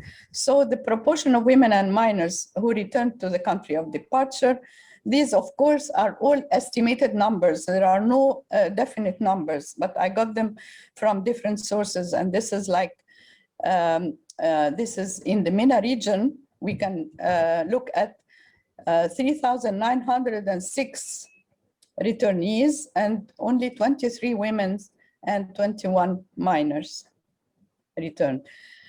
There are many still in the whole camp, and these women and children, they are representing a big number of fighters and also of women and children who are left without any identity. So there are 73,000 total individuals who are held in El Hol camps by the April 2019 census. And the important number is that 94% of these 73,000 are women and children. Of course, the 20,000 of the total population is under age of 5. So can you imagine those who were born? They didn't know anything before, after they were born. They don't know except the Islamic State's caliphate. So those children, the fate of these children is unknown. And it is very difficult to think of how will these children grow and where are they going to go. So it's a big problem. And many of these children, 3,500, they don't have any birth documents. And their countries don't want to take them back. So as for Egyptians, I tried to find some numbers, but the numbers I got, those who were recruited between 2011 and 2017 are between 600 and 1,000, which is relatively low for the country of Egypt's size. But they are estimating that there are 1,250 who pledged allegiance to ISIS in Sinai. And also they have 50 to 75 Egyptian fighters who strengthen the international jihadi organizations. And of course, they form a security threat inside Egypt. But the number of Egyptian returnees, men or women, is not publicly announced. Many Egyptian fighters formerly deployed by ISIS in Syria and Iraq have been moving to Libya, of course, due to the backlash in the Islamic State, and the Egyptian government is not willing to adopt them or to take any de-radicalization policy or counter-radicalization strategy until now. The experience of Egypt and Libya in de-radicalization is very interesting in Dr. Toro's paper, and I think that the lessons learned is very important, although it was in the 80s and 90s, but it is a good experience for Egypt and Libya to think about when strategizing their de-radicalization policy. Although it was a local radicalized groups at that time, the jihadis were not international like now. But of course, due to the social media and the propaganda tactics, of course, the local became international, and the jihadism and the violence and the radicalization became international. What is the role of women? I feel, or I believe, that women are the best engines to use for the programs of de-radicalization. And in the MENA region, we have to depend on that, because it is very important to think of women when they were recruited. ISIS used the women for recruitment, for propaganda, for social media, for platforms. So why don't we use them also when we are doing de-radicalization? We have to depend on women NGOs, we have to depend on media agents, social media platforms, and of course, use them in the preventing of violence, like my previous speakers, the previous speakers talked about the strategies of preventing violent extremism and the conflicts, trying to peace build. Women are the best to use in this field. And this United Nations Security Council 2242 proves also that the women should be, we should depend on women and women's organization to develop strategies to counter terrorism and to violent extremism in order to be part of the global counter-terrorism strategy. Of course, in Egypt, there is the National Council for Women that empower women and it launched a 5-year national strategy to combat violence against women. And it has 4 strategic objectives: prevention, protection, intervention, and prosecution. Women in the MENA region can be positive changers. Why? Because they can be intermediaries between their communities, the government. They can share the roots of problems and the different experiences for recruitments in poor neighborhoods.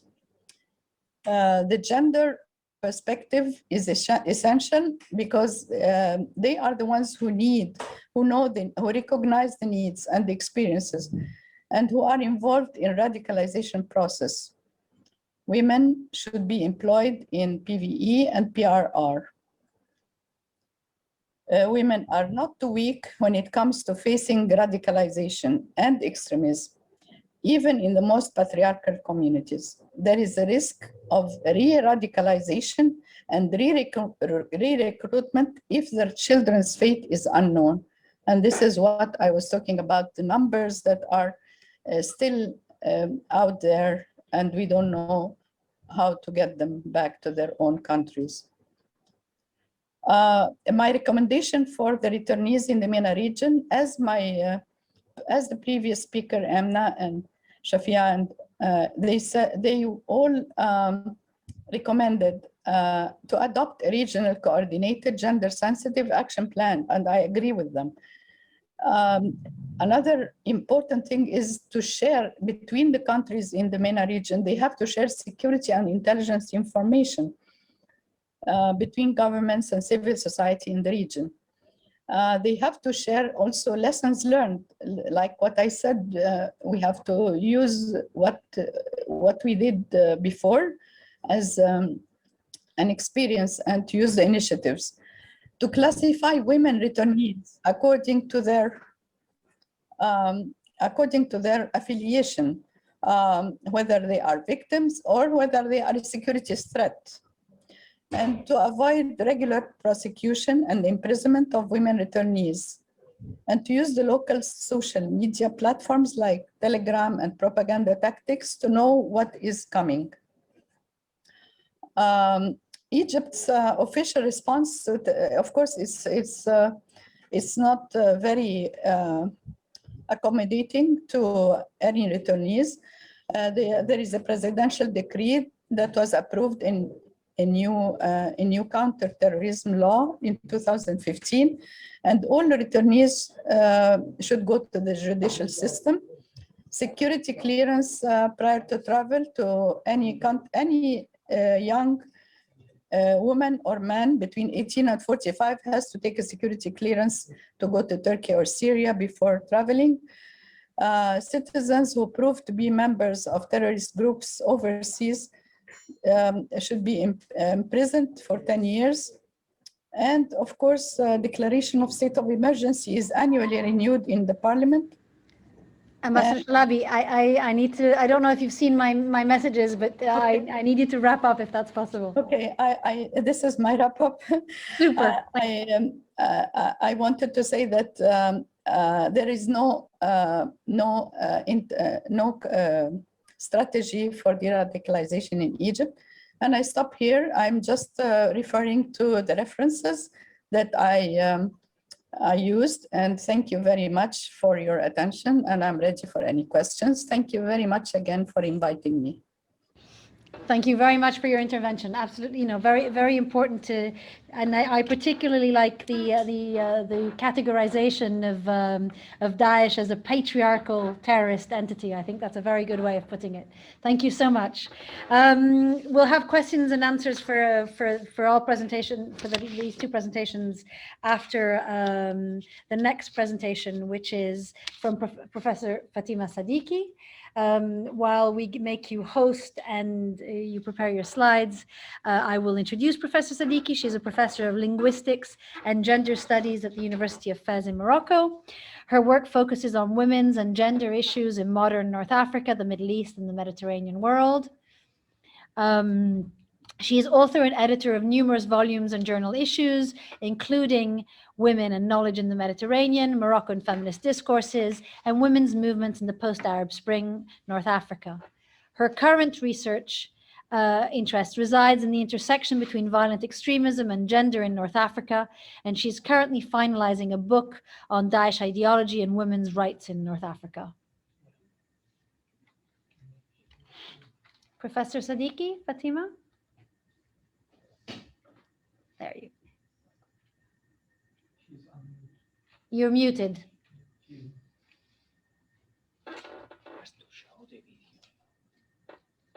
I'm sorry. There's always a moment of hesitation before one starts. There must be. I am getting used to it now, but I don't see my slides. No, we see a blank screen on which you're writing. Yeah, but I Very don't see, pretty. do I have to, yeah, Yeah. do very it good. again? Yeah. I don't see my my slides. What's happening? I showed them to you. Yeah. So I start again. I Open thought I them on was your not going desktop. through this, but it's Mhm. no. Anyway, I don't see anything. Is this? I mean, I haven't touched anything. So what happened to my PowerPoint? I can talk about it if somebody shows some slides. We can show the slides our end if you want. Yeah, but please, yeah, I will introduce the topic, and yeah, please feel free to start with the first slide because I cannot see it. But you need to unshare your screen for us to be able to do it this end. So if you unshare your screen. Everything is in French here, so I don't know how to arrêter. Voilà. Okay, très bien, merci. Okay, and we will start sharing your presentation. You can do it. I even prefer to talk to you, actually, look at you and talk to you. Okay. And you can share this the screens later on. But I have taken some minutes. Please don't count them. I promise I won't. Actually, I wanted to start in a different way, but having listened to these very good. Oh my God, I see the slides here again. So please don't start with the first one until I tell you. I want to start with 3 points.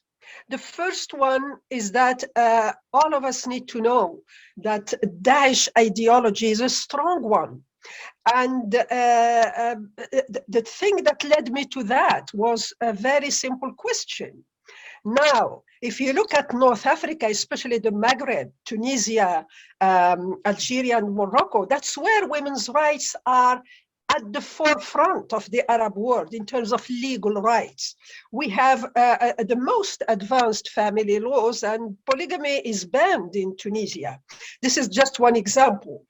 But at the same time, it is from North Africa, especially the Maghreb, that most recruits joined ISIS.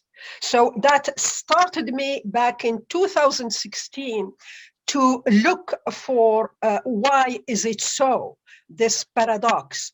So that's the first point. The second one is that Daesh ideology itself is based on gender. This is something that I have not come across any book that deals with this. I mean, it's people dealt with it as first there was a chronology, securities, this and that. But it is based on gender because the main difference between Daesh and Al-Qaeda, for example, is that Daesh wanted a state, a community, and you cannot have a community without women. It's not because they loved women, patriarchy, of course, I cannot underline that more, but because women are important to produce future jihadis, and women are important for the community. That's what makes Daesh different from other terrorist groups. Last point, specificity, specificity, specificity. I have heard very nice, very good presentations, but I mean, experience has showed me that you cannot deal with these things without going back to where all this comes from. What I mean by that is that there are concepts that matter in North Africa, but not in other parts of the world. And I had to go to the history of Islam in our region, and also not saying that everything is that, but to understand why things are the way they are. I want to see the first slide, if possible. It's the second on your PowerPoint because yeah, I had to do without the first one. I want to share with you what Morocco did to actually involve women in de-radicalization. So I want here the slide number 3. Do I have to monitor that? Or is it you who monitor it? Anyway. We move it, but just tell us when to move it. Please, yeah, focus on the second slide where it says state strategy or something like that. So there are two ways where women are actually involved in de-radicalization in Morocco. The first one I find quite interesting is how the state went about it. The way it did it, again, back to specificity, this happened after our 2003 terrorist attacks. After that, the state decided to move towards something called moderate Islam, Sufi Islam. So we had a change of ministry, we had a change of a lot of things. We didn't see it coming at that time, but it's true that amongst that, the state announced the training of murshidats, of religious guides. I think that that's a great idea, because one thing that we should take into account in whatever best practices one may think of is religion. We shouldn't forget that religious scholars, one should not lump them in one bag. They are different, and some of them are very progressive. And in any de-radicalization, these Muslim, Islamic religious scholars are very important. They helped us actually move on with our family law, and it's very important to involve them. What the state did is that it trained these murshidats, and one of the roles they had is to go to prisons, to go to schools, to go to mosques, and try to, if you want, propagate or spread a moderate Islam type, which means, and just by seeing a woman speaking about Islam, that in itself is a kind of de-radicalization. I spoke to many of these as part of my field work, and it's true that they have a role. You don't see it on the spot, but they help changing authority becoming more feminine, and women getting more into religion. That's a very, very important thing to do. Second of all, the state is adopting something that we have been working on, because I'm also, I'm involved in women's rights for 3 decades now. And one of the things we are doing right now is bridging the gap between the older generation of, between quote, secular feminists with the new Islamic feminists. And there is a lot of, if you want, willpower on both sides to bridge the gap. So this kind of Islamic feminism, which says, okay, wait a second, women have never really gone into the interpretations of the scriptures. We want to do that.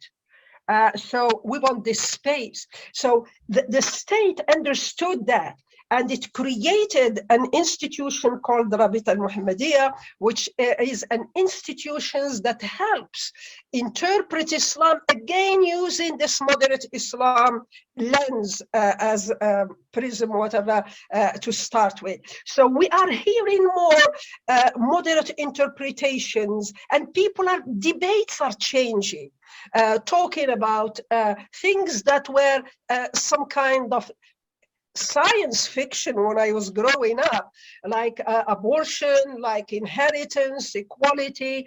That's good. I mean, people may be for or against, but the debates are go on. And you know that academics, they look at things the long run.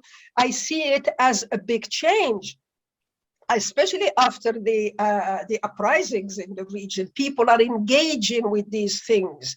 And for the states, it's all part of this moderate Islam. So far, so good. Now, going back to the history, I'm not going to give you a lecture on this, but the history of North Africa is not the history of the Middle East. The North Africa, especially the Maghreb, has some specificities, and it shares a lot with the rest of the Arab country, but it has its own specificities. Islam was, when it started as some, let me say, the Amazigh or the Berbers, the first inhabitants of the Maghreb, were the ones who adopted Islam and also spread it, but it was based on this moderate vision on Maraboutism, on Sufism, so these things resonate a lot with what the state is doing, because Daesh ideology, what it did, I like the word patriarchy, and I love the way that you mentioned it again, Harmony. I mean, what happens is that Daesh ideology, these are smart guys, a smart ideology. What they did is radicalize the patriarchy. They use the social norms that exist, and then they radicalize them. So the ideology, Daesh did not start in North Africa. No, but the ideology is very strong there, because I'm not saying that we already have all that, but it plays on those social norms. And historically, the backlash on women's rights in the Maghreb happened in times of crisis. And the Arab uprisings, you cannot have a better crisis. So whenever there is a crisis, then people backlash on women's rights. And during my field work, I heard things say like, what do we want this emancipation for? It's too much freedom for these women. What is it that they want? And you hear even women say, well, these women are really, if you want, divorced from society. I'm not judging here or giving my point of view. I'm just trying to understand. So the backlash on women's rights is not something new. It's something that's part of the culture, part of it. So taking the other lens, I had workshops with, you cannot imagine how many young people about radicalization. And so on the surface, well, of course, I mean, everyone is against it. So I really push them to understand that why is it that we need to de-radicalize? And why is it that women are important? Because women have been excluded from the radicalization itself. So we need to rehabilitate all these ideas and incorporate them in whatever de-radicalization we want to make. So that's the state. Now, civil society is something else. Civil society is working from the grassroots. So we have the state at the top level, and civil society is working from the grassroots. What is it doing? You have lots of associations, like what I have heard this morning, like people trying to like make other people understand that this is something, I'm talking here about the Maghreb, that it's not ours, it came from outside and so on. So how is it that these ideas are, we need to look at the problems, we need to locate the problems and try to actually deal with them when they are small. So this is what I hear from the discussions, from the focus groups, from a lot of weird field work that I have been carrying from 2016. I'm very happy that this book is coming very soon, and it's going to be published by Syracuse University Press, which means it's an academic book, but it's academically the big idea that according to critics, what they say is that this is the first time that we have like an insider view, which looks at the ideology as homegrown modernity. That's how young people see modernity: disillusionment, uncertainty, and so on. So they want to really push the uncertainty, disillusionment to the extreme, and that's something that of course, I mean, people who are especially after the uprising, there was a big failure of many things, and the political Islam came in, and you know the mess. And that's another mess that I don't want to go into, but there is a lot of misunderstanding when you look at these things from outside. That's why I cannot really underline enough the importance of really sitting down. Even the interviews I couldn't do myself, so I had to use the help of my students and the young activists to talk to people who returned from Syria and Iraq. Not all of them went there just because of the ideology. There was also, somebody told me that they get a salary. when they go. And women, I mean, the other thing I learned from the field work is that women sometimes they join their man, this is a patriarchy. It's not always about ideas. They join the family. They think they're defending Islam. They are defending something. So all these, do I have to stop? Yes, sorry. Oh, you see. Thank you. We will stop, but I hope I have just threw in a couple of ideas about this. Maybe it's good that the PowerPoint didn't work. Thank you very much for your patience and understanding. Thank you so much for that. I think you gave us a really good overview, not only an overview, but a strong sense of why it is important to contextualize what we are saying and to give specifics, as you were saying. So we need a regional as well as a very specific country, national, and in some cases subnational questions. But thank you so much. Forgive me for being rude. When you said, do I have to stop it? I just answered yes. I didn't mean to be rude. I like that. So we have 10 minutes for questions and answers, and there's some questions that have come in through the chat. So one question is to Ambassador Chalabi, is what was already done in terms of UN Security Council Resolution 2242 in the African Union, and what do you think has been sort of successful so far?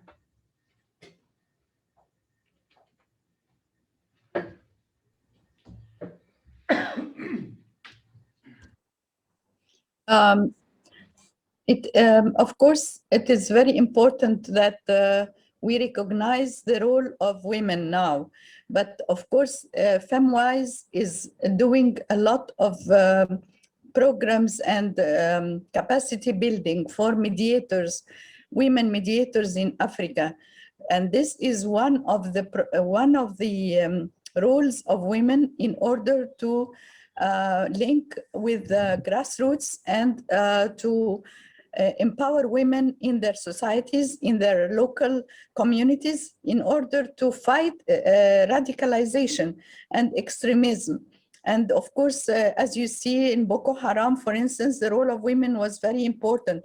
And now in Cameroon and in in Mali, for instance, there are a lot of work done by civil society and by women NGOs, and they are supported by FemWise, so that they fight extremism and they fight radicalization. And of course, I'm sure that in our region, also in North African region, this is, as my previous speaker spoke about it, in Tunisia, in Morocco, and hopefully in Egypt also, we will adopt strategies to de-radicalize, because we are going to have security threats coming. We don't know about them in the future. So we have to start from now, adopting a strategy to deal with the returnees and to deal with those who have been radicalized, in order to include them, integrate them in the society. Thank you very much, Ambassador Chalabi. There's a question that I think would be for Fatima, which is the question of very often in society, it is the society and families of women returnees who may be the first challenge to their reintegration and the first people to stigmatize these women upon their return. So to what extent is the family of women returnees included in rehabilitation programs, to your knowledge, for example, in Morocco? I think that's a good point. Even if a woman was involved in radicalization and has a family, she is very important. This is what they're doing in Morocco. That it's very important to use, not to use, but to involve these women in de-radicalization. Because you see, when a woman de-radicalizes, it's her family. does. So I think there is a big role for women in families, and also for girls, for daughters in families and all that. I agree with that. And there's another question, which is the question of whether the women preachers, whether they also have a political agenda, and what are the issues with them having potentially a political agenda? That's another good question.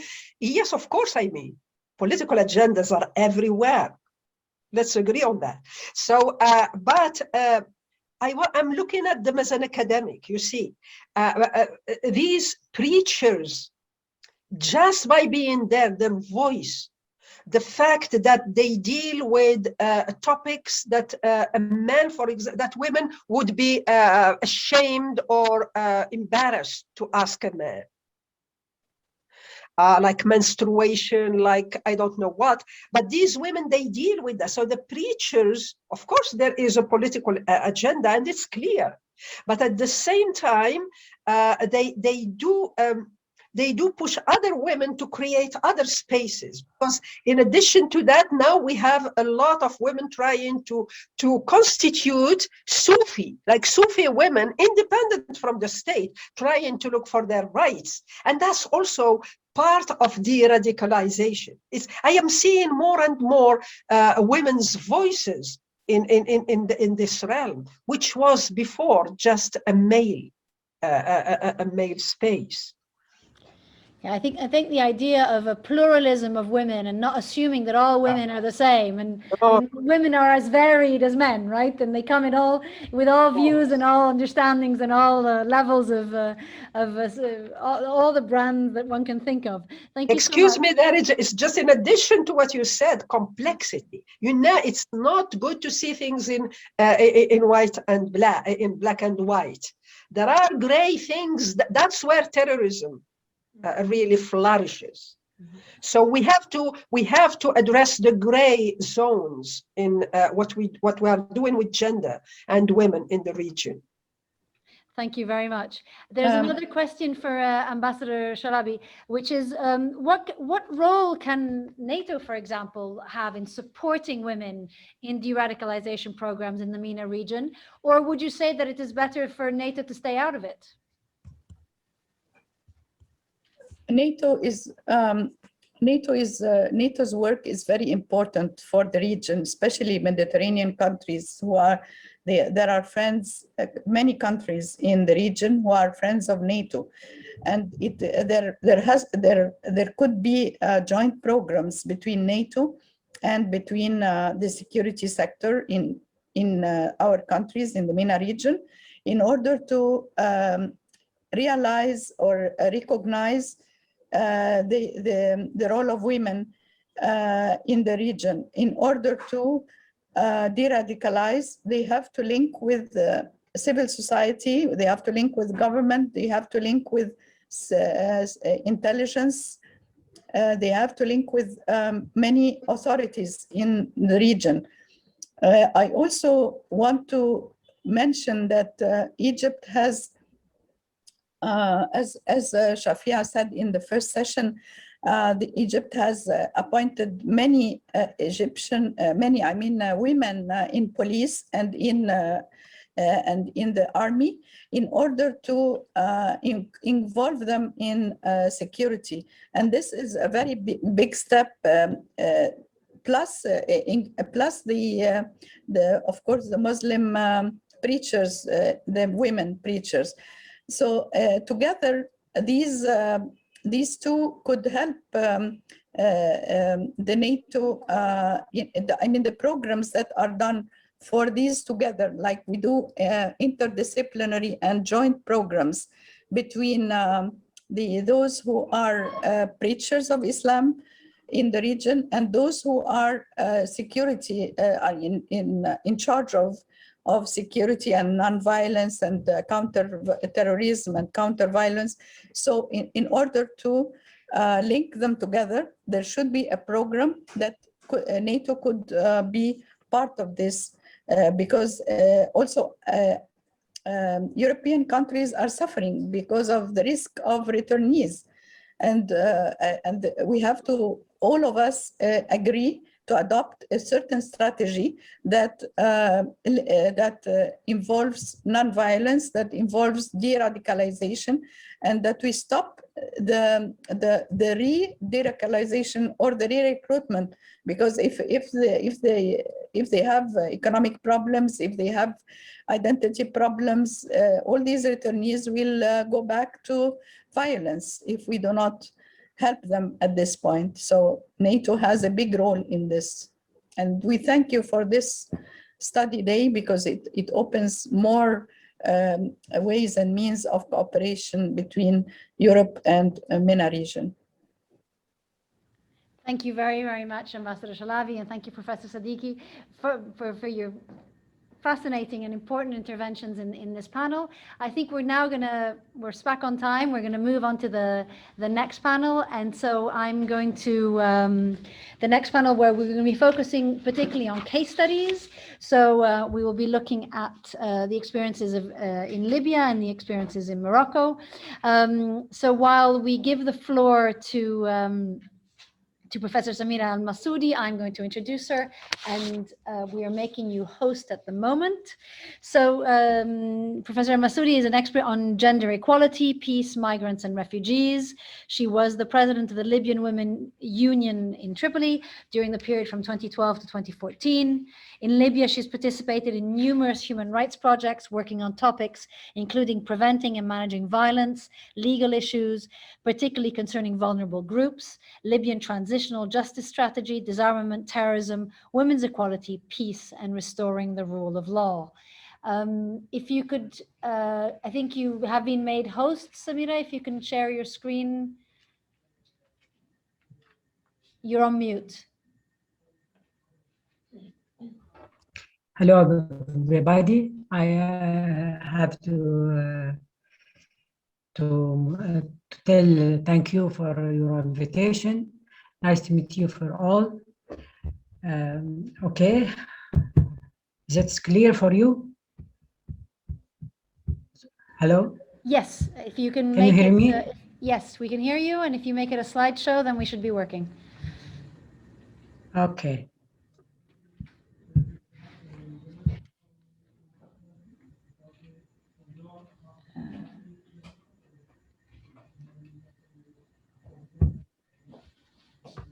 Okay, start. Okay, please. Okay. Well, at the beginning, if we want to talk about the women rules of the campaigning of the extremism, we must examine the situation, the reality in Libya, to be able to find out the solution and the mechanism, and to reintegration and rehabilitation now. So, as you know, the situation of the extremists differs from place to another in Middle East area. But there are the questions. First, the question, what's the situation in the reality? The concept of the radicalization and terrorism in Libyan context. The parliament issued the law number 3 of 2014 on terrorism campaigning, and which it clarified the concept and the radicalization and penalties against anyone who commits terrorism against the citizens. Since then, this law is not amended in so far to be able online with developments of reality. Second questions, what are the motives which make the women involved in extremism? Following the research and the studies carried out by the women of civil society organization, it found that we have 3 motives. The first motive, social. Lack of social justice, who exposed in domestic violence, have involved in the extremist field. They are the weaker category who are exploited. Also, the majority of these who exposed to rape have joined ISIS. So, the violence imposed in the women in certain difficult conditions is the most important factor which attract the extremist ideology. I want to say the women who lived in a violence-dominated social environment, filled up with rage and social gender issue, they are the most easier to be attracted to extremism. Number two, some women have involved in the extremist ideology without knowing, except after the while, when they found out the consequences are harmful to the community and become terrorism, as happening in CERT. The women have involved in extremism because they found their sons and husbands in the extremist groups, and not by satisfaction with the radicalizations. Number three, those categories are not fully aware of the law which protect the women and the international conventions such as the CEDAW Convention related to women's rights. They have no concept of the gender equality. Second motive, religious motive. The existence of stereotypical image of women embodied by extremist religious ideology and creating a template for her that is formed or according to the extremist thinking of Sheikh and issuing fatwas against women's rights. This happened in CERT. That this happened in CERT and infiltrated through the Salafi ideology at the beginning. And when their issue was exposed, they took control of CERT by force. Third motive, economic motive. Some women engage in action with the extremist groups without believing in them, but due to the difficult living conditions and their need for fund. The question which exposes itself, that is, what the extremist groups benefit from the woman, or the most benefit from the woman. We found that the woman was used in transportation of arms from a place to another, due to the fact that sometimes the woman will not be subject to inspection. How the extremist ideology recently penetrated in Libya. The reasons beyond the existence of the extremist groups are resulting from the political division and the wars which took place in some cities and having worse security and economic conditions which contributed considerably to entry of the extremism and sneaking to terrorists into the region from various nationalities, either man or woman, most of them from our neighboring countries. This resulting in absence of the state control over some worship which circulated the extremism ideology. There also the lack of policies and arrangement of protection to the community from terrorism. So now, if we want to talk about the women, it's very important, the women in the civil, especially in the civil society. What can I be to do women? Because you know, we have a very complicated crisis in Libya. So we come now to the role of the effective women, especially in the civil society, and how women can be a key player in the removal of the extremism and reintegration, so that the woman will be neither be in the key player and the prey nor a victim in the extremism groups, as well as to avoid the occurrence of the same in the future. Number one, after interviews with the extremism affected women and research, we found that the imprisoned women who are already affiliated with the extremism must be thoughtful and psychology rehabilitated and rehabilitated in cooperation with the ministries considering. So this matter and to integrate them into the community. Number two, withstanding the phenomenon of the violence against the woman as affected women in the civil society. We carry out violent assisting campaigns, social gender issues, and advocating campaigns, and pressure of the legislative authorities in order to issue a law on violence against women, as well as programs regarding awareness of the women rights and the international convention. Number three, fighting poverty. This is very important and placing great importance to the economic development of the women, such as microfinance, which provide job opportunities and economically independence of the women. In past period, we organized a festival in connection with the women creation in collaboration with the municipality, aiming at support the women abilities insofar as to contribute to protection from the violent extremism and how to minimize the extremism phenomenon in order to support them economically, so to be able to practice simple handcraft, which shall contribute to their economic assistance. Now, if we want to talk about the most important recommendations.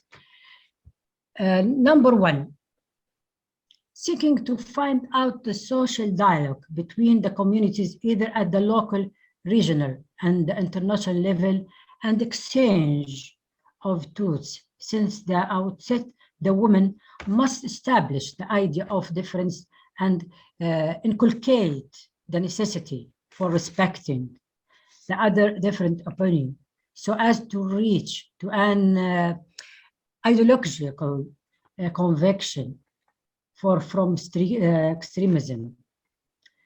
And the most concentration in the activities must be on the role of the dialogue and social coherence in order to minimize the extremism, through which we could organize a number of workshops so as to move gradually towards to edification and importance of dialogue as a means for terrorism withstanding.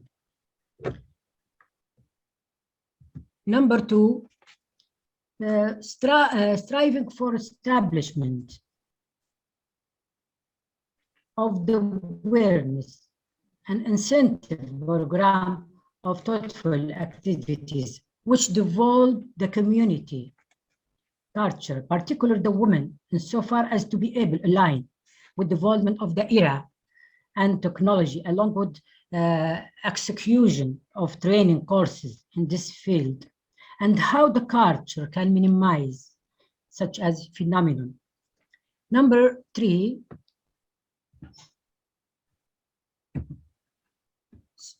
sorry.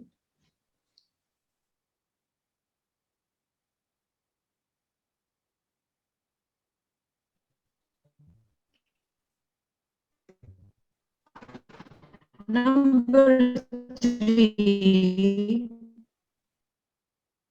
enhancing the woman role in security and peace as per resolution of Security Council number 1325, such as existence in security authorities, and training them how to fight against the extremism has importance.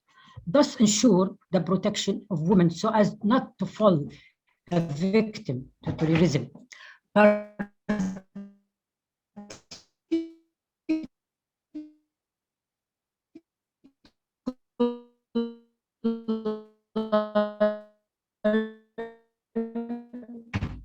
the armed conflict exposed against extremism and terrorism. Our concentration on the women refers to our belief that the change starts first from within the small community, which is the family, in view of the role which the woman plays within and outside the family, that the women are makers of future leaders, and the most compliance as confirmed through various comparative experience, that the intervention of women contributes to minimization of the extremism and terrorism. They positively affect the peace negotiation, peace building initiative, giving the women the opportunity to intervene in the public concern through coordination with the local authority to involve and invite them to express their proposal through supporting their ability, will make them as impenetrable barrier against extremism. And this is in the end, this is my message. We should be to share and to involve women for all sector, to be a good community and safety community. Okay, the time That is perfect. Thank you so much. Absolutely perfect timing, Samina. Thank you. We thank you for these really very, very important questions, particularly questions of thoughtful activity, and I'd like to come back to that when we come to the Q&A. Thank you. So now we have our final speaker, last but not least, as we always say, and we mean it. We have Dr. Zineb Ben Allah, who is an international expert and consultant in peace and countering violent extremism, counterterrorism and peace building, who spent years working in violent extremist hotspots in the Maghreb, in the Sahel, and in the Middle East. Dr. Ben Allah has a long experience working with international organizations, civil society, including NATO and the Hub, civil society, communities, religious leaders, traditional leaders, and policymakers. She was nominated for the International Women of Courage Award in 2015 for her work in preventing and countering violent extremism and building peace in the Sahel and the Maghreb region. And she won the International Studies Association Peace Section and Kroc Institute for International Peace Studies Global South Award in 2010 for her work on and research on gender equality and preventing and countering violent extremism in the Maghreb and the Sahel. She is CEO and founder of Irene Associates. So Zineb, the floor is yours. Thank you very much. Do you hear me? Do you see me? We see you and we hear you and we see your slides. It couldn't be any better than this. Okay, super. Thank you. So good morning or good afternoon. So first of all, sincere thanks to the impressive team behind this important study day. Also very humbled and honored to be in this intergenerational important panel with distinguished professors, ambassadors, and experts. And if you allow me on that vein, I just want to recognize a participant with us, a former student and a trainee, Mrs. Mariam, 22 years old, who just finished her research for her graduation about the integration of women in Morocco. Important to pass the torch for the next generation of young women in peace and security in our region. I'll go now to my presentation. So first of all, I will be speaking briefly about the gender-specific dynamics of VE in Morocco and the dominant and the competing narratives of women returnees. And this is to open up, the discussion about the architecture of rehabilitation and reintegration programs with a gender-sensitive rehabilitation and reintegration. Of course, I'll be speaking about Morocco, but I will be also reflecting on my experience and field experience in the Sahel region, as well as my, just yesterday, we launched a series of meetings with Zineb, I'm sorry, I'm going to block you just 1 second. If your slides are on your phone, could you turn it in landscape mode so that they're slightly bigger, because at the moment they're a bit small. Okay. Let's see. So I can Okay, speak without that's a bit better. Thank you. Thank you. Okay, so what about this?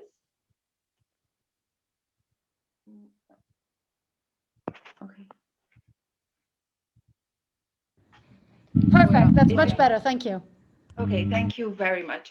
So I'll just go back. So my presentation, I'll be talking about, gender-specific dynamics of VE and the narratives, the dominant and the competing narratives of Moroccan women returnees, and then talk about the architecture of rehabilitation and reintegration program with a gender-sensitive approach.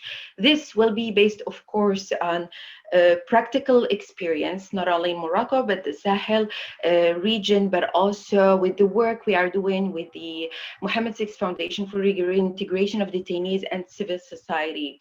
And it comes to what Professor Fatima has just said in her presentation, that there are state institutions that are doing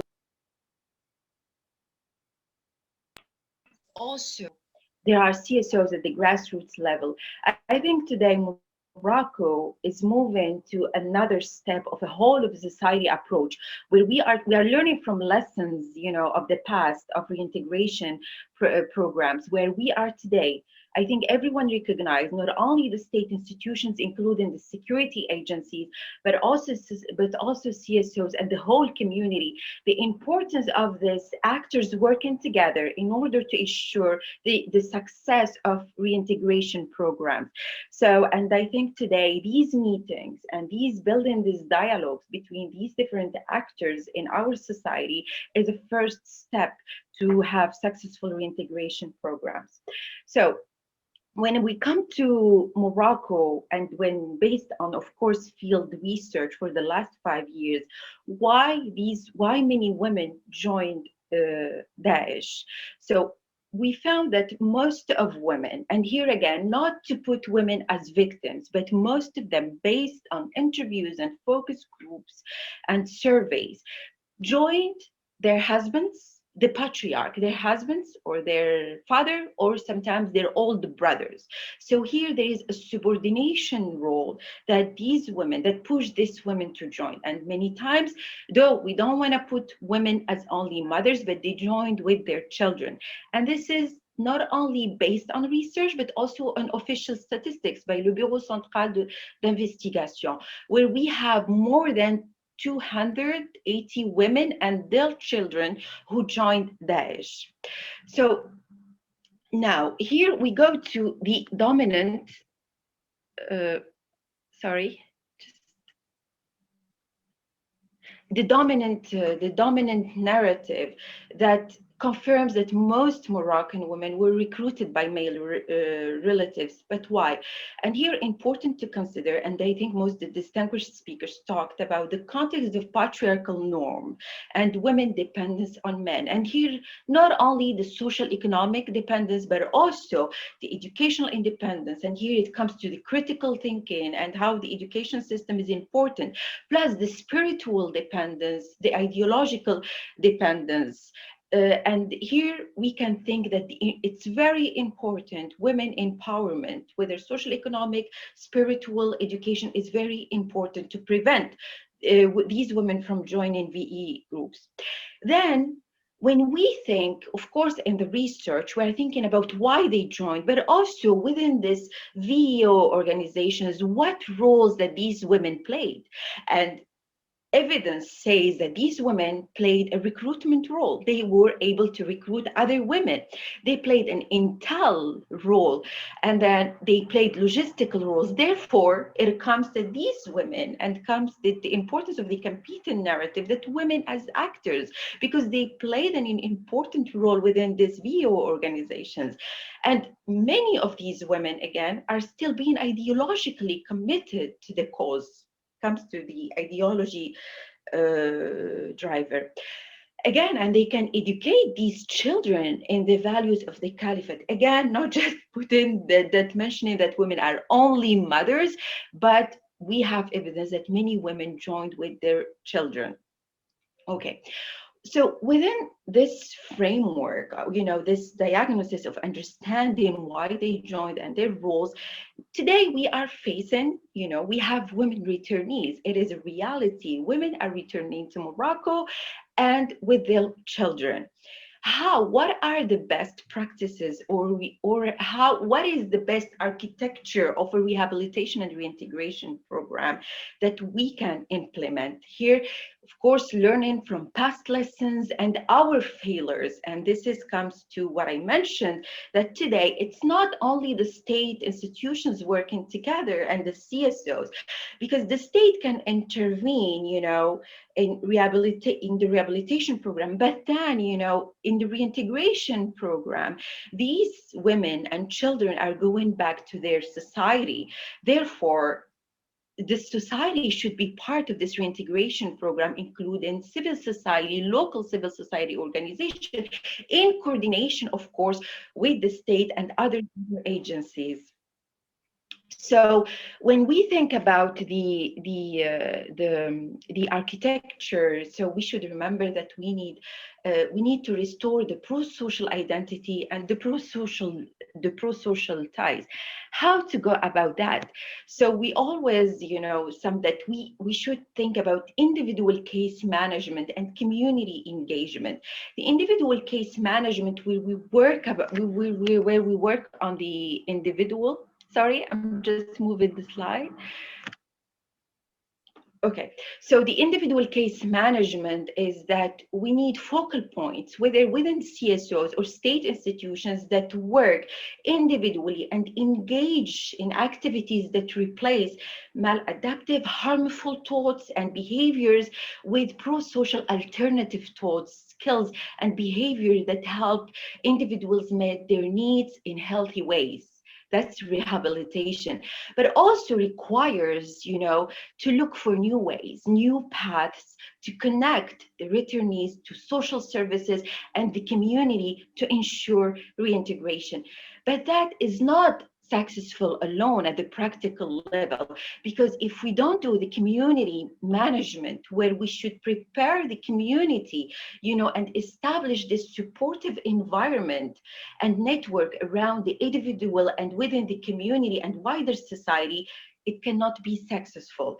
Therefore, it is also important to ensure community expectations are met, to avoid the community's rejection of the individual, which would undermine the entire reintegration program. I'll give a practical example. Sometimes when we help returnees to reintegrate in society at the level of social economic, for example, level, then these communities might see that these returnees are having privileges. And that's important to take into consideration and prepare these communities to accept this individual, and also to have less conflict sensitivity within the specific community. I see that I have 5 minutes. Sorry. Okay. Excellent. I will skip this slide because we can't see it. Good. Okay. In a detailed slide about the architecture of rehabilitation and reintegration, and just going about the gender sensitive rehabilitation and reintegration. These are just specific points, that we put together that need to recognize that these women may have experienced, greater egalitarianism in gender roles in their VO organizations, because many of these women, they had a role in these VOs. They are coming back to our society.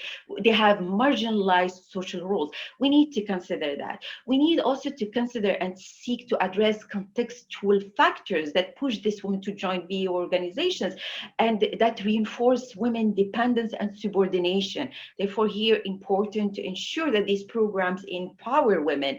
Other opportunities opportunities for women where they can explore positive aspects of their identities and discover new ways to fulfill their sense of purpose. We also need to highlight and here engage women as role models and mentors with, of course, diverse beliefs and roles in society in this reintegration programs.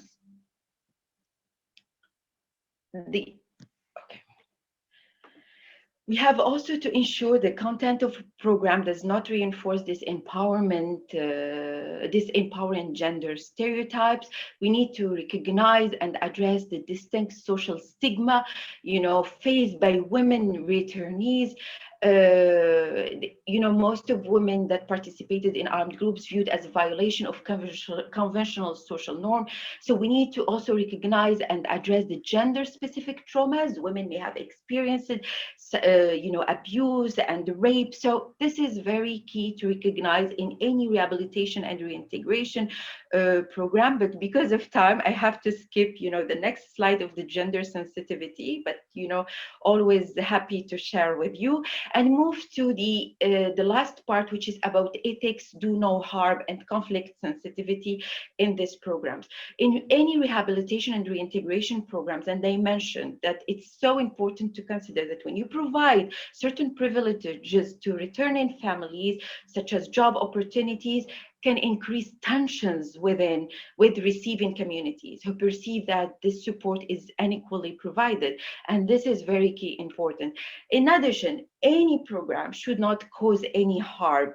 For example, when encouraging reintegration into an environment where the community is hostile and might pose a risk to the safety of individual, then it can really, it can cause harm to an intentional harm. Therefore, in any reintegration program, this should be considered to be able to establish successful reintegration programs with a gender-sensitive approach. Thank you very much. Thank you so much, Zineb, for your presentation. And I think there's a lot of things that are that were very, very important there. Particularly, I think for me, the notion of the social stigma faced by women returnees, and the fact that one has to first of all recognize it and address it, so that they're not sort of to a certain degree further victimized upon their return, if they were certainly for the women who were forced to leave and then return to a place that does not accept them, or does not necessarily accept that they had little choice in the matter. I think so. We now have 15 minutes for Q&A, so keep those questions coming in. The one question I wanted to ask to Samira is the question of, in terms of the experiences of Libya. I know there was quite a lot of research done by UN Women on the relationship between violence against women and violent extremism. So the idea being that men, and not only men, but men and women who tended to be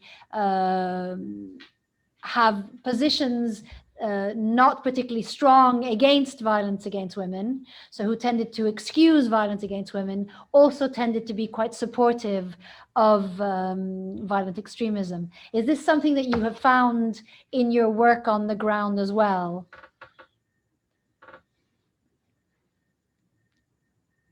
You're muted, Samira. This phenomenon about the violence against women, it's not for the local, or this is for the global. This is, and this is especially after 2011, we have a big problem, because in the Gaddafi regime, women has very good women rights. All the law support women. But the Gaddafi regime was dictator, because control for all the civil society. So after revolution, we have big problem for this woman. We have a lot of challenges faced us about the violence. So we now, in my organization, I am effective woman, and I have organization, civil society. We do it now of campaigns about violence, and we contact many times, and we have good relationship with the parliament to issue new law about, as you know, Tunisia, maybe they have a good law for violence against women. But now in Libya, it's not possible to issue that, because we have the division of the political. And 2 months ago, the government informed it, but still step by step for this. But we still going on for this campaign to stop violence against women, because it's very, very important for the spread the violence and the spread the extremism and radicalization for women. Thank you very much. Yes, it's very important for this. We are very interesting about that. Thank you so much. For Zineb, there's a question on, because Morocco is very much seen as a sort of successful case, and is sort of very much sort of applauded in general as a successful case. What areas do you think have not been addressed in Morocco and really need to be looked at? Thank you very much. And I just want to mention that there are many sections in the presentation I was not able to cover because of the time. And also Ambassador Suad talked about children, and there was an important section about children in my presentation, but because of time. But this is one, how to address the problem of children, who were born, in Syria and Iraq. And sometimes, there are cases of women who joined their husbands and they have children with Moroccan husbands, but then their husbands died and then they married, other mujahid from another nationality. Therefore, here we have a case of a child born in another country, and his dad is not Moroccan. So these are legal issues that should be addressed, and I think the Moroccan government is aware of that. And we have to look at how we can, at the legal level, how to be able, to address that. This is one point. The second point, but I think we are working on, and just as I mentioned yesterday, this meeting that we had, it is the beginning, it's the launching of a series of meetings in different regional centers of the MF6 Foundation of the Reintegration of Detainees, where we don't have only, state institutions, including the security agencies, but CSOs, and not the big CSOs, but these local CSOs, which are working in neighborhoods where we have a high level of recruitment and where many returnees will be there coming back to their families. So building the synergies and, building this trust between the state institutions, including the security, and comes the importance of this meeting that NATO is doing, where you bring in, the military and the experts and, diplomats and professors together to discuss and share knowledge. It's the same thing, because I think 2003, Morocco had specific reintegration programs, and they learned the lesson. They know, even if we do de-radicalization reintegration programs au sein de la délégation pénitentiaire, the prison DGAPR, then they have to go back to society. And this comes also the importance of not only the individual case management, but also the community management, how to prepare society. And that cannot be done without working with local CSOs together in partnership. This is something I see that we are working on. It's not anymore only the state alone and the CSOs alone, but collaborative engagement. That's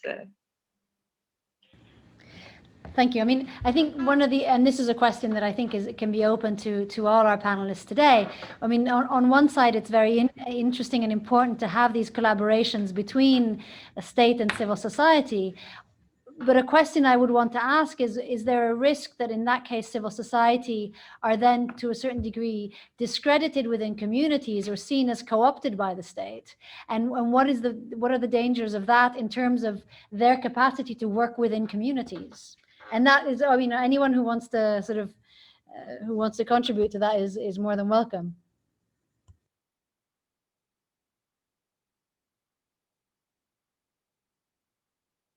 Zainab, if you want to start, go ahead. Yes, yeah, I would love to hear also from, the experiences in other countries. But, Harmony, this is not only the case for Morocco, but, I remember, working like in Nigeria, in the case with Boko Haram returnees, it was the same. Like some CSOs who, were working in collaboration with the government were considered, these are the government CSOs. But also in Morocco, we have that. These are the political party CSOs, these the government CSOs, etc.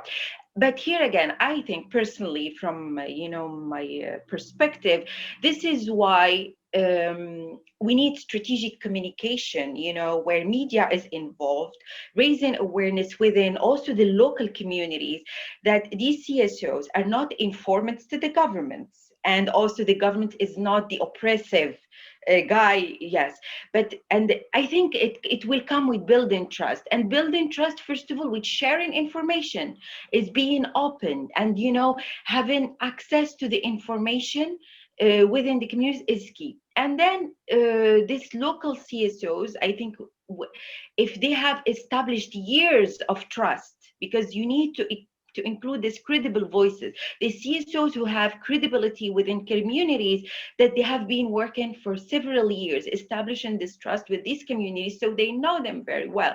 So even the selection of these CSOs, is key.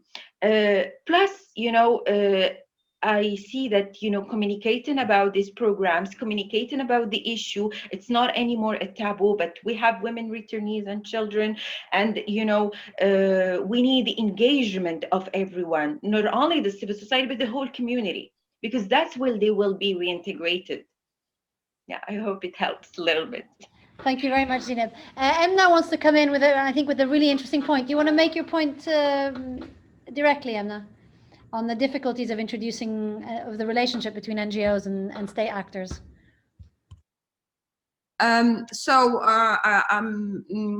you for all the panelists, and it was really very interesting, and I think that we will have tomorrow study day to open up more interesting questions. I wanted to raise a point, which is as everyone is starting this returnees, women returnees issue, all these issues are really new thing for the world. So it's a learning process. So we need to share our knowledge, but also our concerns, our in the north and south. So for us, this is a very good opportunity to share also some maybe difficulties. You said, Zainab, that it's no more a taboo.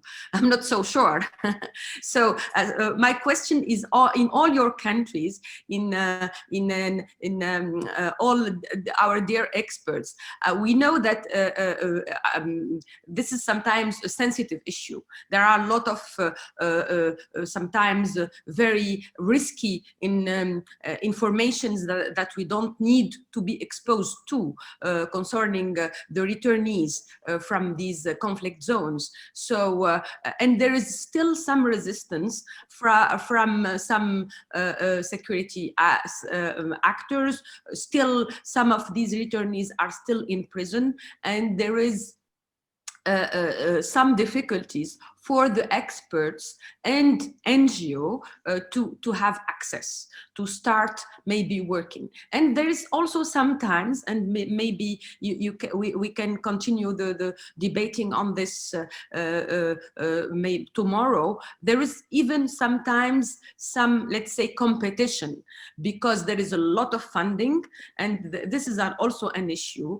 And sometimes funding doesn't bring always serious experts. So for me, we should reinforce our network, and we should maybe with the help of NATO dress like let's say, do like a list of experts, list of good NGOs, like a roster of good expertise and then maybe dress like a network with some support to make these experts and NGO have access to women and start working with them. This is my point. I don't know if it is so simple for you, but yeah, this is an open question to debate together. It's a very important question. Thank you very much. And I think, yes, we will discuss this again tomorrow. Fatima would like to come in on the question between the relationship between state and NGOs. Yes, I think here again, I mean, this is a topic we can discuss and benefit from all the points of view. Maybe when we say the state, again, as you know, this is, I talked about the Maghreb, but the states of the Maghreb are not the same. The relationship with civil society is maybe not the same. But what I want to add here is that I'm going to talk about things I know. So in Morocco, for example, some kind of collaboration, not only between the state and the NGOs, but also with academia, is very important. I also understand that there are things, because you see, when you say the state, it's also security, it's also a lot of things that are usually not shared, but I think there should be some kind of thinking about how to go about that. For every country, how to go about that. All I know is that this is an issue that interests everybody, that and we are all in it together. So and now security issues are taught at the university. Our students want to know about that. And more specialization on this is seeing the day of the light of the day. I get more and more, if you want, proposals, doctoral or whatever, about security issues. So I mean, granting that the state is what it is, NATO, for example, is what it is, we have to respect, I mean, the limits of each branch. But I am also not naive. I agree with my colleague from Tunisia. It's there are things there, but I think one could think of bridging the gaps. What gaps, and who's. When we do these things, we should always ask, I mean, who is it? What's my audience? If my audience is understanding this as I do from a social point of view, then whatever I see from that point of view is enough for me. On other levels, of course, the question of funding emerges. That's, I agree with her. Who funds what, and what is the agenda of the funder? I mean, we have also to address that. And civil society is not one homogeneous thing. It's a lot of things. The state has different relationships in Morocco with different parts of NGOs. Even within the feminist, there are social movements in Morocco. The feminist social movement is a strong one. We have also the Islamist movement, and we have the Amazigh, the Berber movement. But the state has different relationships with every type of NGO. So we should localize ourselves within the movement itself, then within our relationship with the state, without forcing things, because very, very difficult to generalize at this level. Thank you very, very much. Thank you. So I'm going to pass the word on to Shafia. And there was a question that I think was, aside from, I know you want to intervene on this question, but there's also another question that was raised that was, I think you would be particularly good in addressing. And it was a question raised by someone, by a woman who served in the army for many years. And the point she was making was that it may not be enough to have women simply present within security forces. You actually have to change the mentality within these security forces. So addressing sort of fundamentally patriarchal assumptions and mentalities within the forces may be just as important as increasing the number of women. So that, and then, you know, I'm sure you had your points that you wanted to raise as well. So Shafia, the floor is yours. Okay, thank you. So just to we came to the first question about the NGOs. I think one of the challenges we face on the WPS, Women, Peace and Security, is not to elaborate programs and just policies. The problem and the challenge is to translate it in the local area. And for that, we need NGOs because they are the first, the most close to the population. So in one of the pillar in the WPS agenda is to work to improve these NGOs. So we need first to protect them because they are working on subject and very sensitive subject as women equality, some secularism, some universal ideas. So they are not good seen. The second point, we need to finance them. Why? Because the subject they are working on, sometimes governments didn't help them. And they are working the most with international financing, so they aren't they are stigmatized somehow as being the help of the Western structures. And of course, they need to be trained, and it's one of the pillars of the WPS. Now about the problem of the representativity and the giving more real role of women in army or in the police. I think there is one point we need to speak about it is the education. Education is the most important thing to do. Why? Because education began in the first of the age of girls and boys. We need to be to help governments, to help NGOs to integrate every time the mainstreaming gender in this education, because the integrating the mainstream in education, it's a way to integrate also others inequalities, as I said, and especially to integrate peace education. So the problem is to work in a holistic approach, to work in multidisciplinarity within the other areas and other fields. I think the holistic approach is also a very important way to not to give this role to promote this role of women, that she can be have different roles and have different tasks to carry out, for example.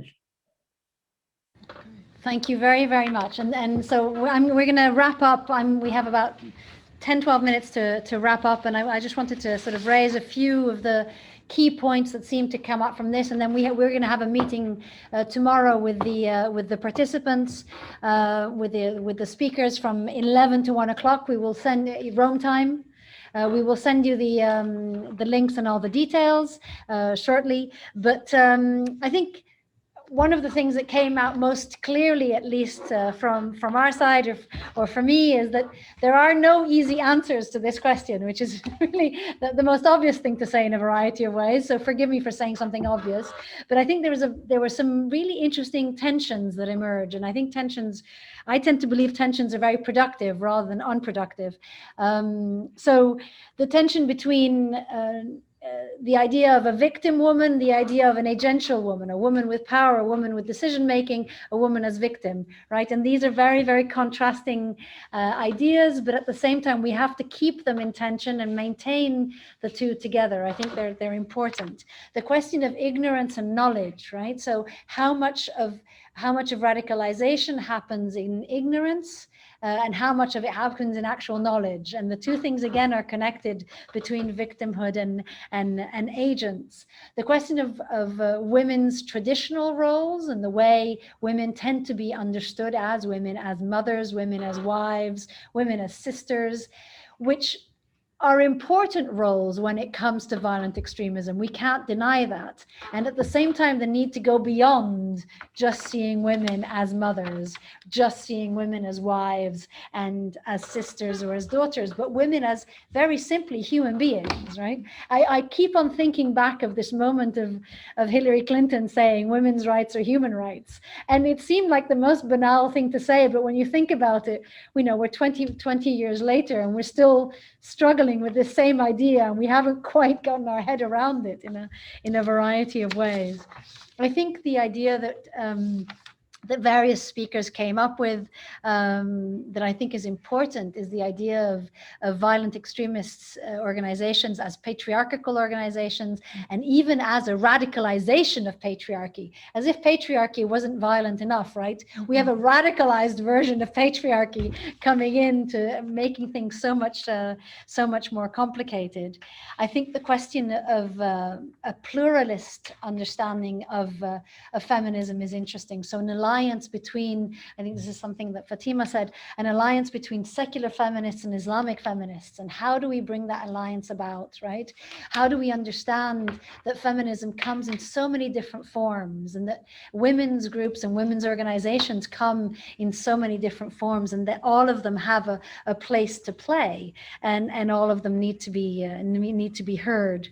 The notion of homegrown modernity, I think, is a very interesting concept. And all our participants stressed, the notion of local solutions, local knowledge, and to sort of avoid this imposition of, and Ayat made this point very strongly, this imposition of Orientalist views that continue to dominate policy and the academy, for sure, and the academy in the global north, and the need to challenge these views that are not very productive, I would say, in a variety of ways. The connection between women and children. How do we separate out women and children while recognizing the incredible relationship and the important role that women have in the lives of children and continue to have in the lives of children, without ignoring the roles of fathers, right? Men are parents too. So I think all of these things have come out very strongly today. We have about a few minutes left, and I'd like to invite our speakers who spoke earlier, someone who wants to make any final comments. Ambassador Shalabi, would you like to make, do you have a comment you would like to add to close? Any final thoughts? Doris, for giving me the chance. Yes, of course, I agree with the speakers in the last session that the civil society and the NGOs role is very important, and the financing also, and the relationship with the government is very important. So if we are going to come out with a paper or with a conclusion of today's study day, we should also mention how can we solve this relationship, because many governments do not recognize the role of the civil society. They don't recognize the role of the media. They don't recognize the role of the social media. And they think that it is possible to dominate the NGOs by rules and regulations, and especially if they are getting international financing. So I really think that we should dwell on this tomorrow, and we should find out what is the best way to have a solid relationship in order to reach our destiny, in order to have the women returnees de-radicalized and integrated in their society. Thank you. Thank you very much. I mean, I think the point, Zineb made this point of the do no harm, right? When does funding potentially become more harmful than beneficial in some cases? So we need funding, but we need to make sure that it comes in the right forms, in the right packages, because we don't want to be leading to dangerous stigmatizations or anything of the sort, right? So I think that that's a very, very important point. I'd like to maybe ask, I'm inviting particularly the people from the first panel, Ayat, whether you have something you want to add in as a final thought. Yeah, I still believe, as other speakers mentioned, that we really need to focus on the local. Whenever there is any intervention, either from the social work part or other parts, we really need to take into account the local aspects, the local perspective, and also the deep reasons, and not only think about security alone, without taking into account the social and economic factors all together, and look to either radicalization or de-radicalization as a social phenomena that need to be studied from different perspectives and dimensions. Thank you. That's all. Thank you, Ayat. And Emna has her hand up, and I was going to pass you on the word right now, so go ahead. Okay. So thank you very much to all panelists, colleagues, Suad, Ayat, Shafia, Fatima, Samira, and Zineb. I wanted just to say hello to Erika and to thank her. And to the man who was very patient to hear us. So I hope that our stories weren't two men, by the way. Okay, so say hello to men who were enough patient and to attend this meeting, and we are looking for their feedback too. My final maybe point, because I was supposed to talk about misogyny, would be on all these good will about NATO 1325 action plan on women, peace and security, and now how to implement all these goodwill action plans. There is the 1325 UN Security International Council, which was voted since 2000, so it's 21-year-old resolution. And there is the 2242 resolution voted in 2015, specifying and talking about the role of women to counter violent extremism and enhancing countries to help women researchers, NGO presidents and NGO leaders, specifically to help them, fund them in preventing violent extremism. So the 2242, it's very important resolution, and it is 6 year and maybe now 7-year-old, but I think we did enough in translating 2242 within specific recommendation for our regional part of the world. I have to stress that North Africa and Europe are really linked.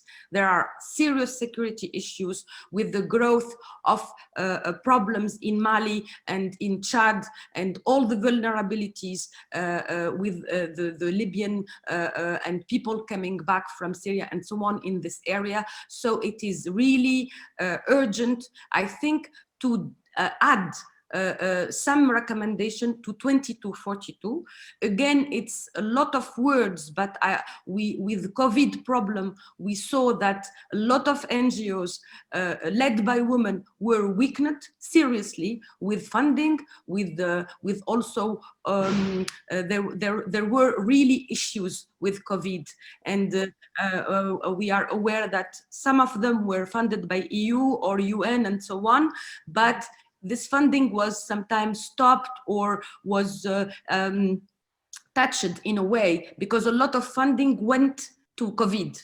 And there is less funding for preventing violent extremism, and there is less funding also because a lot of funding is going to migration issues, and the funding is shrinking and is almost stopping for this. So I mean, it's like maybe something to think about tomorrow seriously, because security doesn't wait.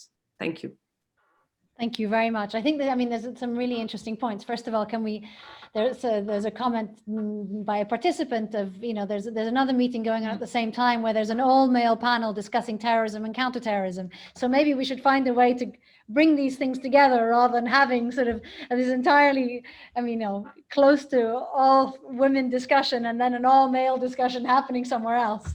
So we need to bring in more men in the room to discuss about gender issues, women issues, because we can't, again, this is something that Shafia said so clearly in the beginning, these are not things that can be segregated, because if we start segregating these issues, we're sort of compounding the problem potentially in a variety of ways. And I think also the question that another point that was being raised is to make sure that we bring in diverse voices. When we go to another meeting and we find that we're speaking to exactly the same people we were speaking in the meeting 6 months ago, I think we need to start asking ourselves the question of how we can expand our group of people. And this is a wonderful meeting because there's so many people I didn't know. So I've met a whole group of extraordinary in this case women, but I'm sure there are men out there that we can bring into these discussions. So it is time to wrap up. I'd like to thank first of all, primarily all our contributors. We will all see you tomorrow, and I'm very much looking forward to continuing this work. Thank our participants and who asked questions, our participants who were there and didn't ask questions. I hope you found it stimulating and interesting, and you will share the insights with people around you. Thank the Hub. Thank the University of Bari with Sabrina, and wish you all the best and wish you all a very, very good lunch, which I think we have soundly deserved. And I hope to see you very soon. Thank you. Bye-bye. Thank you. Bye-bye, everyone.